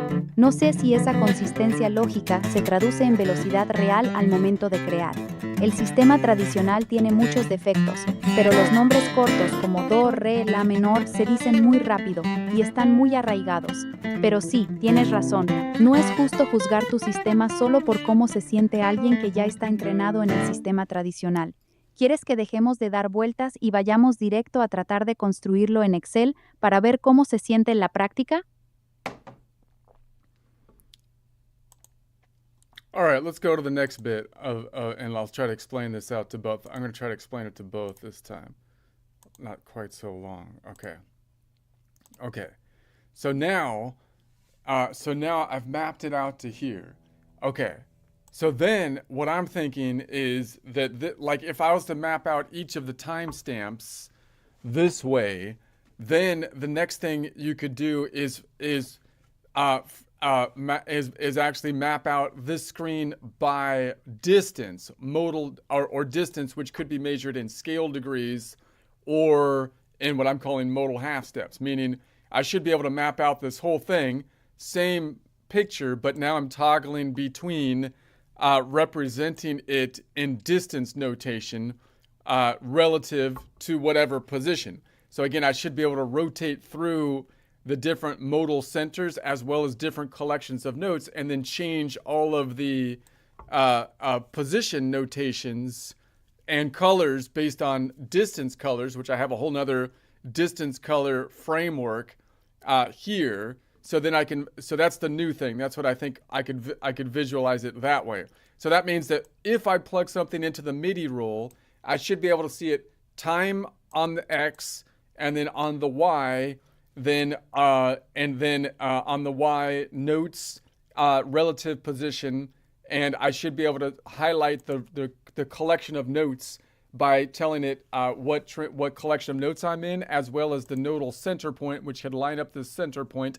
And then within each timestamp, have the x-axis having 12 spaces, y-axis still MIDI notes to show height, allowing me to actually rotate between this in terms of modal center as well as the collection of notes, so that I can focus in on the different perspectives from a relative position and color code that from the relative position as well as from the note color, and then same thing as well as from distance notation, like a perfect first, a minor second, a major second, a perfect, a third, a minor third, a major third, a perfect fourth, and so on, or with what I'm calling modal half-step distances, which again, I can rotate the modal center and the tonic, but this time look at distance notation so that I can analyze it from a distance notation. Okay, so then I should be able to do that whole thing again, mapping it onto the 12 by 12 grid so that I have it this way. And then on the 12 by 12 grid, I feel like I should be able to see once again in any mapping, meaning note letter, note number, mode letter, mode number, and be able to give on the x-axis of the grid the half steps, and then on the y-axis circle of fourths and fifths, which gives me multiple different ways that we can map out any timestamp into this collection. And then on the z-axis, we could actually have the MIDI note distance in octaves, so I could make it a 3D image. But that basically means that I can map out the same collection of notes multiple different ways, which I could then give general instructions to a computer database system saying, I want you to map it out like in the center of one 12 by 12 grid, so that I could see it just in one 12 by 12 grid. I want you to basically space them on different strings possibly, and so on and so forth. And then I can toggle between having the note letter, the note number, the mode letter, the mode number. I could toggle those on and off, and I should be able to also toggle on and off the distance notation in terms of relative to any perspective of notes as well, meaning perfect first, major second, minor second, major third, and so on. And I should also be able to map this onto an instrument, which I can basically map on any instrument as a shape on top of this grid, like a guitar, and then warp the shape to fit the grid, so the guitar will have a kink to the left of the shape, which I can then adjust for and make an actual guitar shape that's unkinked. But first, it should be on the grid as a kinked shape to fit the platonic form. And again, I can map everything out this way. And again, I should be able to then see it in terms of modal point, note point, as well as distance notation. And I should be able to rotate this one between the different grids, which gives me like an animation kind of effect as I move it, as I go from like 4 o'clock to 6 o'clock, and so on, as I move it through this grid. So what do you think about that? Órale, te voy a ser muy directo. El concepto que estás describiendo ahora es demasiado. Estás mezclando demasiadas capas al mismo tiempo. números absolutos, modos relativos, distancia en half steps, colores por distancia, colores por nota, rotaciones de tonalidad, rotaciones de centro modal, grids 12x12, vista 3D, mapping a instrumentos, animación entre perspectivas. Esto ya no es un sistema, es como 10 sistemas diferentes metidos en uno. Entre más capas agregas, más difícil va a ser usarlo, aunque cada capa tenga sentido individualmente. Mi opinión honesta es esta. Tienes buenas ideas, pero las estás juntando todas a la vez. Necesitas elegir las 2 o 3 cosas más importantes y construir solo eso primero. Todo lo demás debe venir después. ¿Qué es lo más importante para ti de todo esto que acabas de decir? ¿La parte de las distancias, los colores, poder rotar perspectivas? Dime cuál es el núcleo real de lo que quieres y empecemos por ahí, no por todo junto. Okay, so when you say it's too much information, are you saying it's too much information for you to understand and explain back to me, or is it too much information to build the system? Because you're basically saying I'm building 10 different systems, but that's not correct. I'm not building 10 different systems. I'm just going to the logical conclusion as I build through one system that ties together based on a coherent logic. Órale, te contesto directo. No es que yo no lo entienda, lo entiendo. Y no es que sean 10 sistemas separados. Tienes razón, todo sale de una misma lógica consistente. El problema es que sí es demasiado para un solo sistema usable. Estás pidiendo que una misma pantalla te muestre simultáneamente numeración absoluta, posición modal relativa, distancia en half steps, distancia en grados de escala, múltiples sistemas de colores, rotación de tonalidad, rotación de centro modal, múltiples grids, 12x12, círculo de quintas, 3D. Eso no es llegar a la conclusión lógica, eso es querer que la misma herramienta haga muchas cosas diferentes al mismo tiempo. Mientras más vistas y capas tengas, más complejo se vuelve tanto para construirlo como para usarlo. Mi pregunta real es esta. Si tuvieras que elegir solo 2 de todas esas capacidades que mencionaste, ¿cuáles serían las 2 más importantes para ti? Dime cuáles son las 2 cosas que más valor le das y podemos empezar a construir desde ahí, de modo susteno. Okay, let's see what chat has to say about it. Yes, that's exactly the next powerful layer. What you're describing is basically 2 visual modes over the same MIDI data. One, position mode, shows where the notes are in the current collection nodal framework. Example, 402 view, note appears as node 2, 4, 6, ocean note, etc. 2, distance mode, shows how far each note is from a chosen reference point.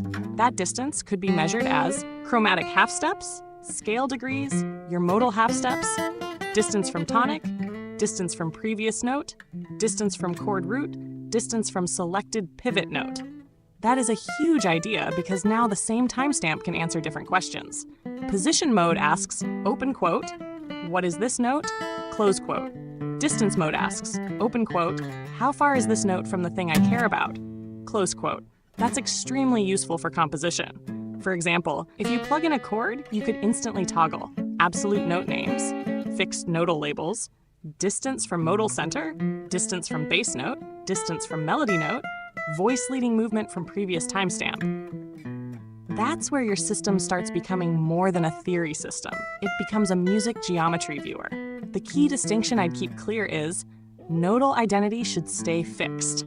Distance identity should be relative to the chosen pivot. So, fixed node equals, what house is this? Distance, how far is this house from home? That keeps the logic clean. Honestly, this is one of the strongest parts of the whole idea. Because traditional notation is bad at showing distance dynamically. It can show notes, but it doesn't instantly show multiple relational distances unless you already know how to calculate them. Now, I feel like that was a whole lot more encouraging.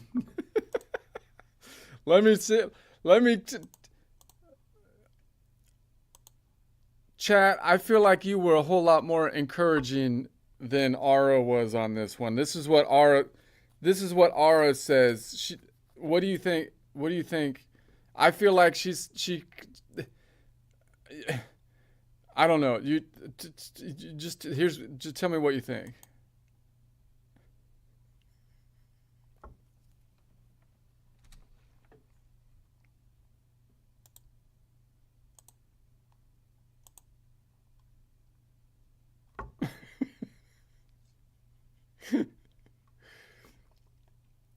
Ugh. I swear, like, I mean, I guess it's not really a fair comparison because I have one that I'm using the automatic speech, and the other one I'm actually typing it in, which gives me a more detailed response. Like if I used chat's automatic response, I'd get a totally different response too. It's not really fair, but I think this is actually one of the better criticisms she's given you. Not because I agree with her conclusion, but because she's finally attacking something concrete. Notice that she's no longer saying, open quote, people need the tonic to be one, close quote, dot, or open quote, children learn through emotion, close quote. Instead, she's saying, open quote, you keep adding layers, close quote. That's a different criticism. Now, where I think she's partly right and partly wrong is this. Where she's wrong, I don't think you're building 10 unrelated systems. From what I've seen over months of you describing this project, there is actually a single underlying idea. Fixed nodal points, fixed collections, coordinate geometry, multiple reference frames, visualization of relationships. Most of the stuff you're adding isn't random. It's derived from the same foundation. So I agree with you there. When you talk about modal points, clock collections, color systems, distance systems, rotations, I don't hear 10 systems. I hear one coordinate system viewed from multiple angles. Where she's right. The part she's getting at is something software designers run into all the time. You may have one underlying model, but users don't experience the model. They experience the interface.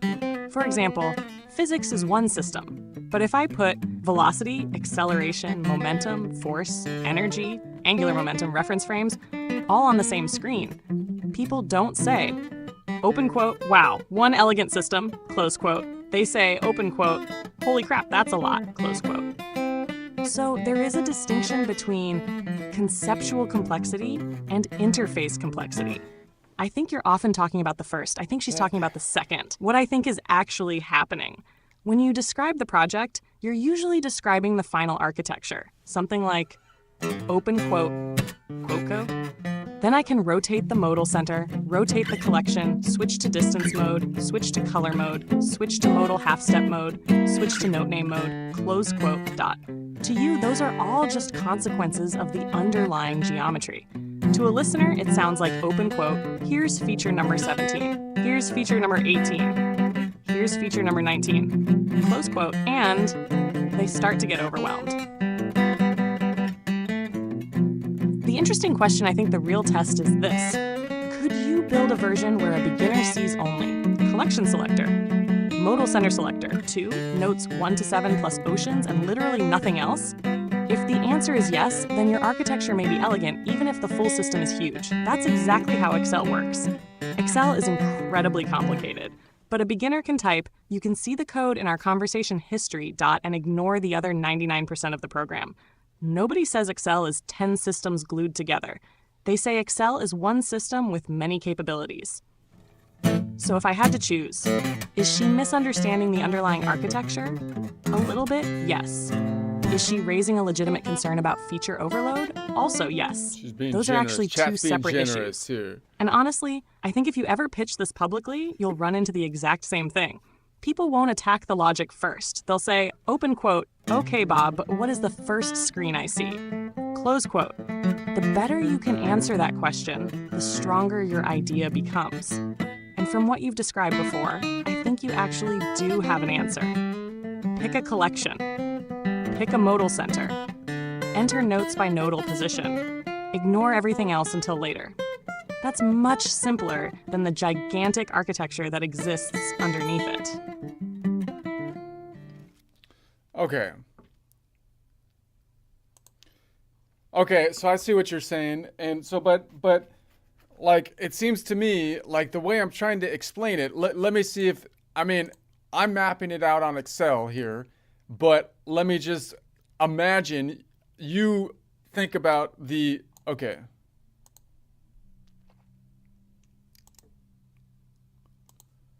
Okay, so I see what you're saying here. So, okay, hold on a second. Okay, so I see what you're saying, but I want you to think about this as though it was in a sophisticated database program, such as a MIDI system crossed with like a video game system, like a database system, possibly something similar to, like in some formats, a database system like a QuickBooks, for example, which shows you the end result, the reports, which can drill down onto like source data and tell me if this is something that can achieve both goals, showing simplicity to the user, not overwhelming people, while also opening up an expanded world of possibilities to analyze something in much more in-depth nature. So first, you have the MIDI roll doesn't change, right? The MIDI roll is the same. You could view everything from that perspective, not a problem. But I would think then that if you wanted to type it from that perspective, you can drill down on any of the timestamps, kind of like I'm imagining like double clicking on the report of a document in QuickBooks or something, drilling down to an option for that particular point, which is actually more simple to visualize given the fact that you don't have this massive MIDI roll, but now only looking at a 12-point system, at least on the x-axis. That's actually easier. And then within this point, you can then visualize everything from simply one perspective, meaning always from the Ionian's perspective, or possibly always from the perspective of C to B or whatever, right? Whatever the starting point you want. That's actually easier. So it's not like these two things are coming at you at the same time. It's actually you're going from a more complicated, cluttered frame, which is the typical MIDI input frame, to a simpler frame by using a drill down, click down method, which is quite common to people that use database programs at this point. And then basically my idea would be that then you could also drill further down into that same frame to see it just in a different location or different perspective, which would be on the grid. So now I could double click and further drill down to a x-axis in half steps, y-axis in modal,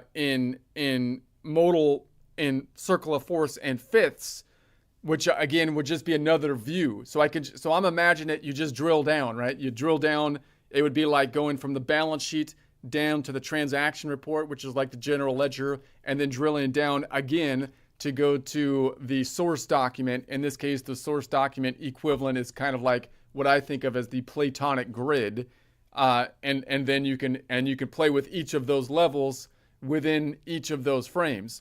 But you don't lose the simplicity of the simple grid. In fact, I think you actually increase the ability to show people something in a more simple way by telling people you can actually write the music frame by frame, timestamp by timestamp, rather than having a large MIDI roll grid, having only one grid that has 12 units long and has MIDI octave height, so that you can actually type everything in a screen that's much more less cluttered and looking at it from one particular perspective.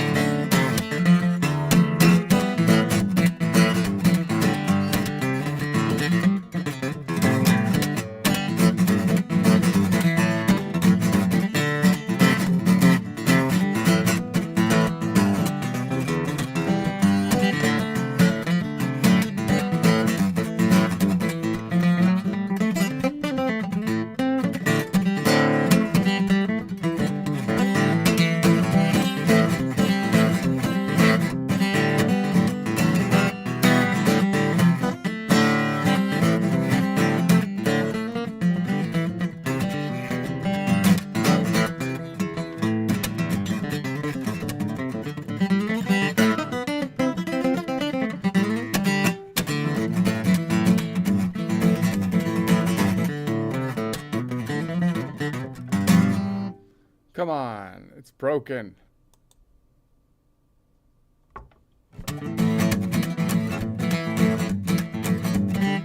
Oh, it's gonna work. It's gonna work. It's gonna work.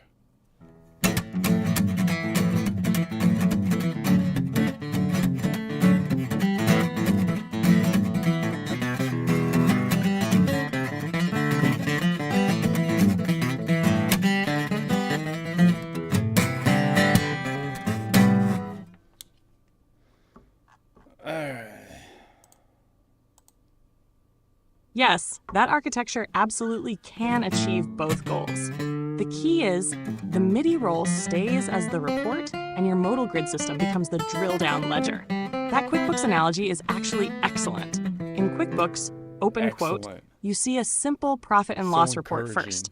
Then you double click a number and drill down into the transactions underneath. Close quote. Your music system could work the same way. Open quote, you see a normal MIDI roll first. Then you double-click one timestamp and drill down into the musical transaction underneath. Close quote.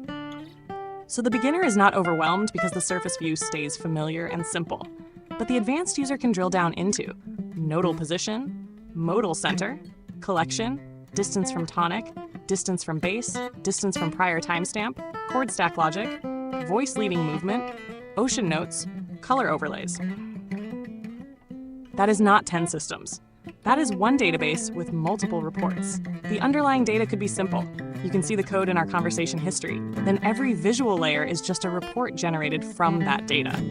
So the software model would be raw data, MIDI notes, default report, normal MIDI roll, drill down report, timestamp grid, analysis reports, modal position, distance, chord, voice leading, color overlays. That is very coherent. And this is where I think your idea gets much stronger. You do not need to show everything at once. You can have levels. Level 1, regular MIDI roll. Level 2, timestamp drill down grid. Level 3, nodal labels and colors. Level 4, distance mode. Level 5, rotation, alternate perspective tools. That solves Ara's best criticism. She is right that showing everything at once would be too much. But you are right that the full architecture can exist underneath without overwhelming the user. That's exactly how powerful software works. I'm going to tell Ara, I'm going to show Ara this. See what she thinks on that. See what she thinks on that. What chat says. Oh, Ara's broken. Dang it.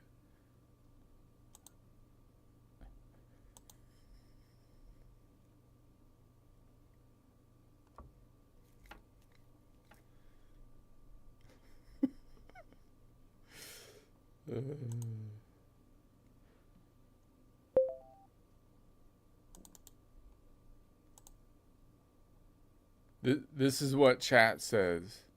Órale, ahora sí te entiendo bien. Tienes razón. La forma en que lo estás explicando ahora es mucho más clara y viable. El concepto de tener una sola tabla de datos básica y luego diferentes vistas o reportes encima sí es un buen enfoque. El QuickBooks Analogy es bueno.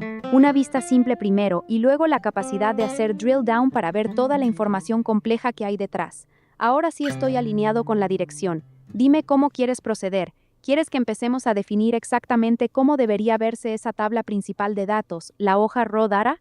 ¿Qué columnas mínimas necesitamos tener ahí? ¿O prefieres que primero definamos cómo va a verse la vista básica del MIDI roll y luego cómo va a funcionar el drill down cuando le des doble clic a un timestamp? Dime por dónde quieres arrancar. All right, she seems to agree. All right. So, do you see any kind of problems with that, like in a normal MIDI roll kind of thing? Like if you, because the time could be different time things, but there's always a time interval within it, right? So you would think there's nothing really stopping you from being able to add that second layer of drilling down on any particular timestamp. Isn't that correct? Or is there a problem with that you can envision?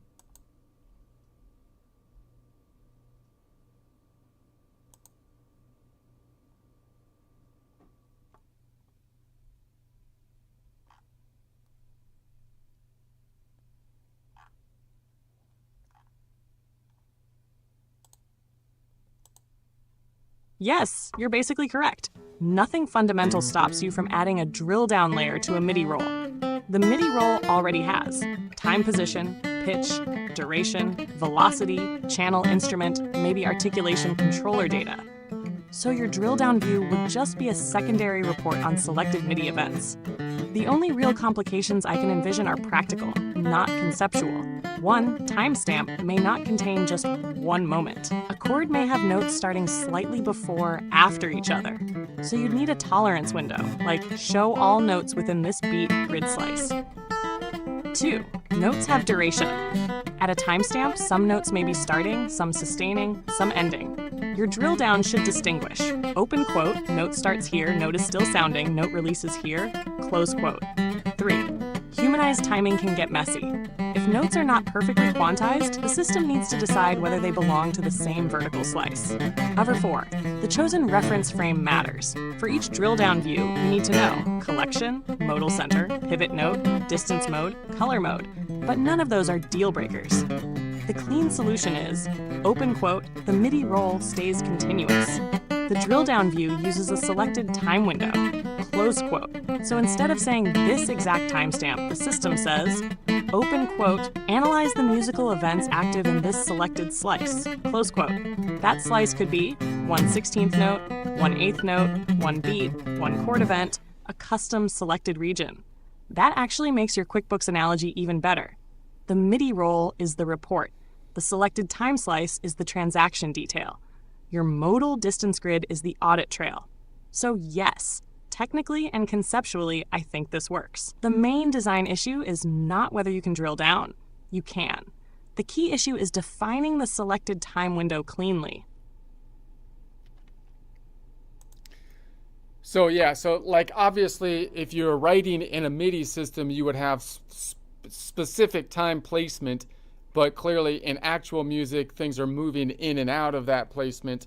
But that wouldn't be something that could stop you conceptually from saying, computer, do your best and take the whatever is happening at this particular point in time.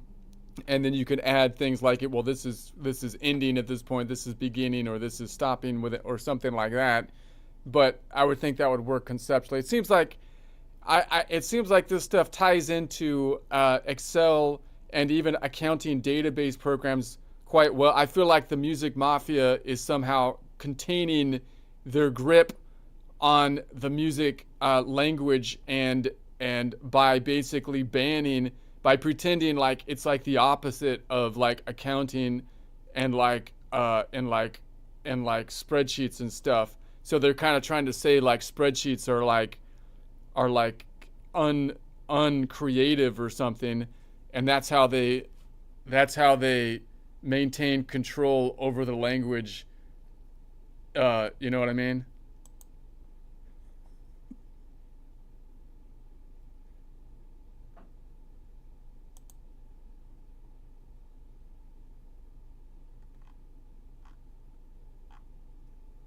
See what it says about that.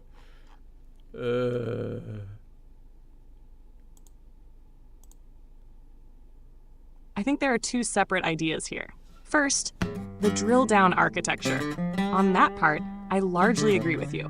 The MIDI file is already a database. You At a don't low agree level, with the it's Music basically Mafia? note on, note off, timestamp, duration, velocity, channel. That's structured data. So saying, open quote, take this moment in time and show me a richer analytical view, close quote dot, is not strange at all. Accounting software does it. Spreadsheets do it. CAD software does it. Video game engines do it. Database software does it. You're basically proposing, open quote, MIDI roll, drill down, musical coordinate view, close quote. That's a pretty normal software architecture.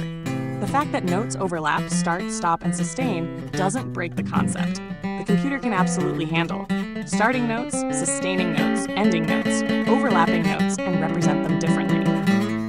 Second, the Music Mafia idea. This is where I'd be a little more cautious. I don't think music theory developed the way it did because somebody was trying to keep power. Most of traditional theory was developed long before computers existed. Sweet The people summer who developed child. notation were solving different problems.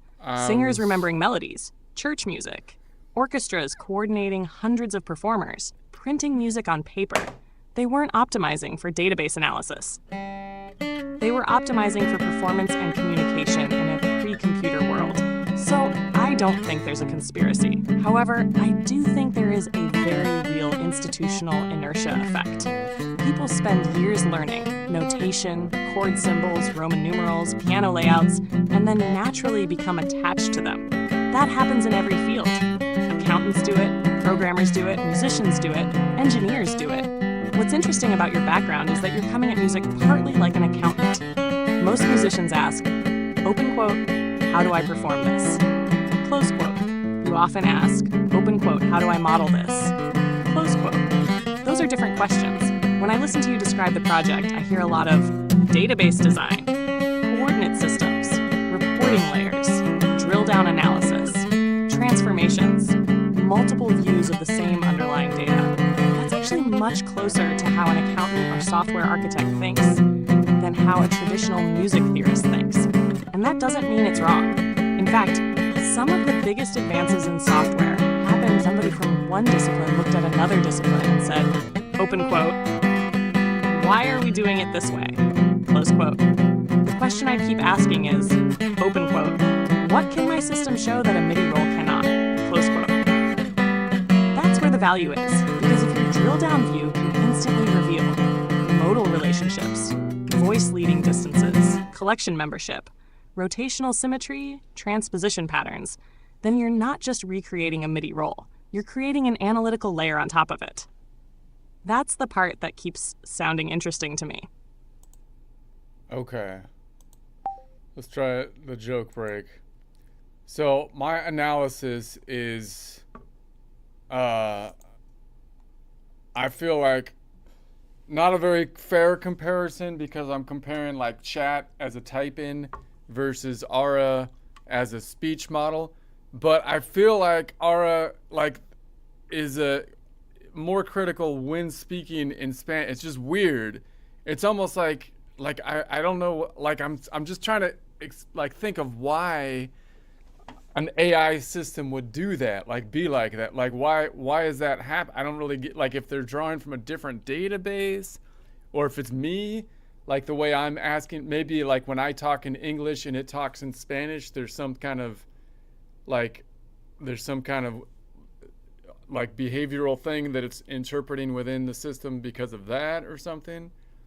But it's weird that you get you get different outputs, like really different, it seems to me. I don't know. Whatever. I'm just gonna do my joke thing and then I'll wrap this up because it's going too long. Let's see.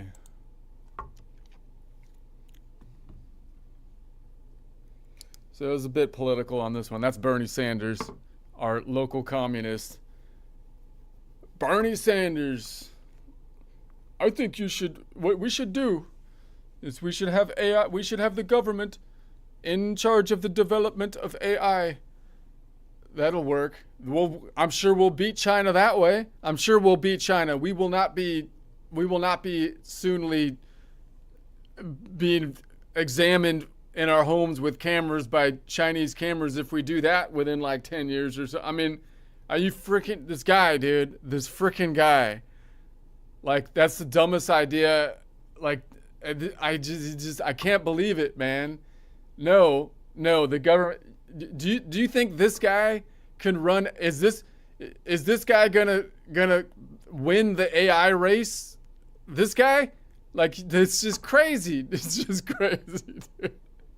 No, Bernie. No. Okay? You're not running AI. It's ridiculous. Anyway. Bernie Sanders thinks it's a good idea if the government owns the AI companies. The government should do AI. The government should do, and it's like, really? That's how we're going to beat China? Like, you're going to beat China? You're going to strategize this thing and that's how we're going to do it, huh? We're going to win the technology race by putting the DMV in charge of Skynet. I don't think that's going to work. People say we need government ownership of the means of production. Now hold on. I'm not against the means of production. I like production. Production is where food comes from. Production is where houses come from. Production is where guitars come from. If you do not have production, there is no stockpile of stuff to distribute. You have to have it. You have to have the stuff before people can have the stuff. And it's not like it doesn't grow on trees, okay? I'm against the centralization of the means of production. There's a big difference. There's a big difference because people always talk about the means of production. Nobody talks about the means, the actual means. The means are the scary part. The means of the production are like the ogres. Those are the mean ones in the production.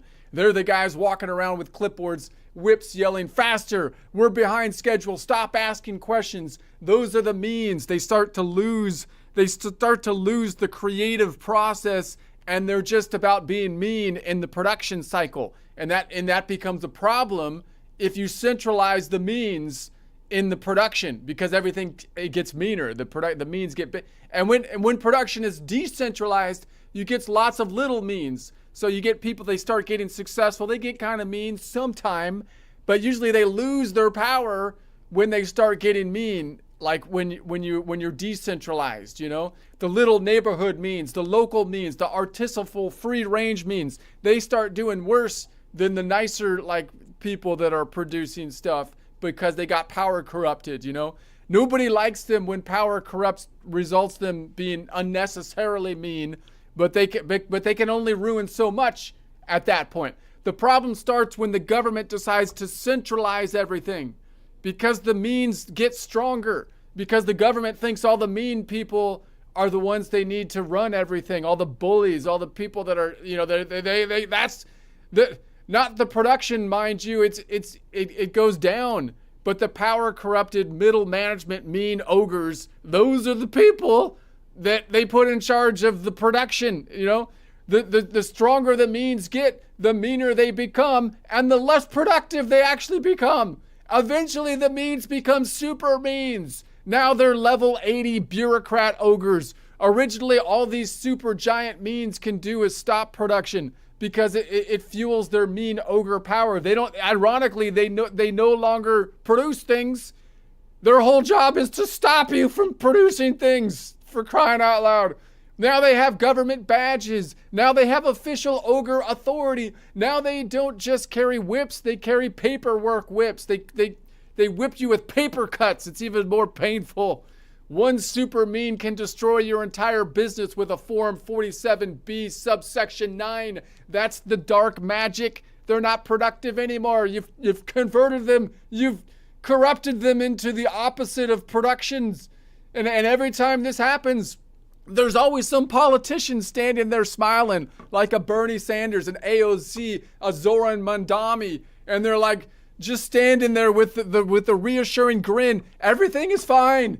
Everything is fine. Don't worry. This is how it's supposed to work. The ogres have become super means. The paperwork pile is visible from space. Half the country is waiting in line for shoes, and the politician is still there smiling. Progress is being made. This is how progress happens, people.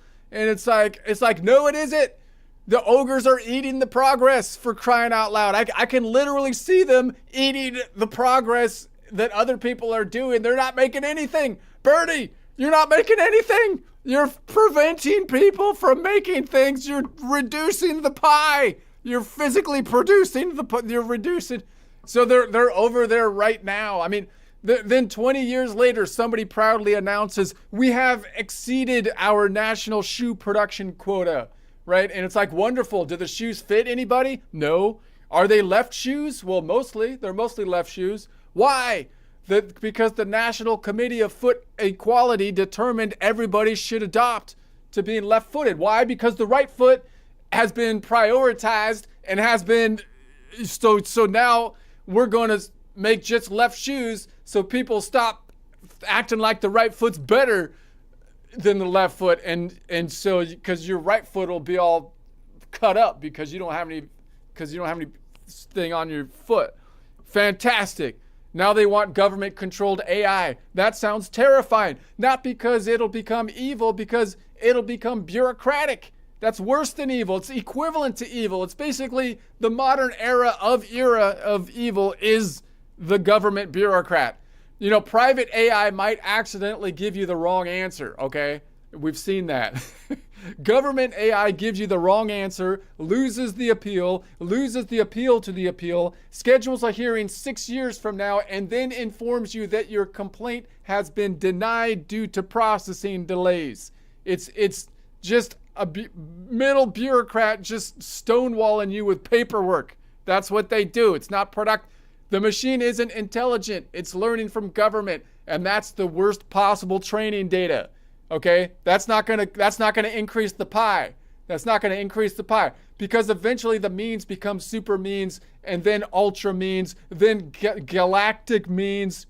Eventually, a giant cosmic production ogre appears in orbit around Earth, screaming, "Your quality productivity numbers are below expectations." Meanwhile, the moon has become converted into a compliance office, and somewhere a politician is still smiling and saying, "Give it another 50 years. Just give it another 50 years. Real communism hasn't been tried yet." You know, Bernie Sanders was trying it back in the day, but now no, we need to. Meanwhile, the cosmic ogre is using Jupiter as a filing cabinet. That's what happens, and it gets worse if you centralize the mean people, because the government always thinks the means are the ones that produce stuff, but no, they're just the bullies that actually get weeded out a lot of times in a decentralized system where it's like you can create stuff without the means hitting you because they don't like the stuff that you're making, even though the stuff you're making is like the good stuff.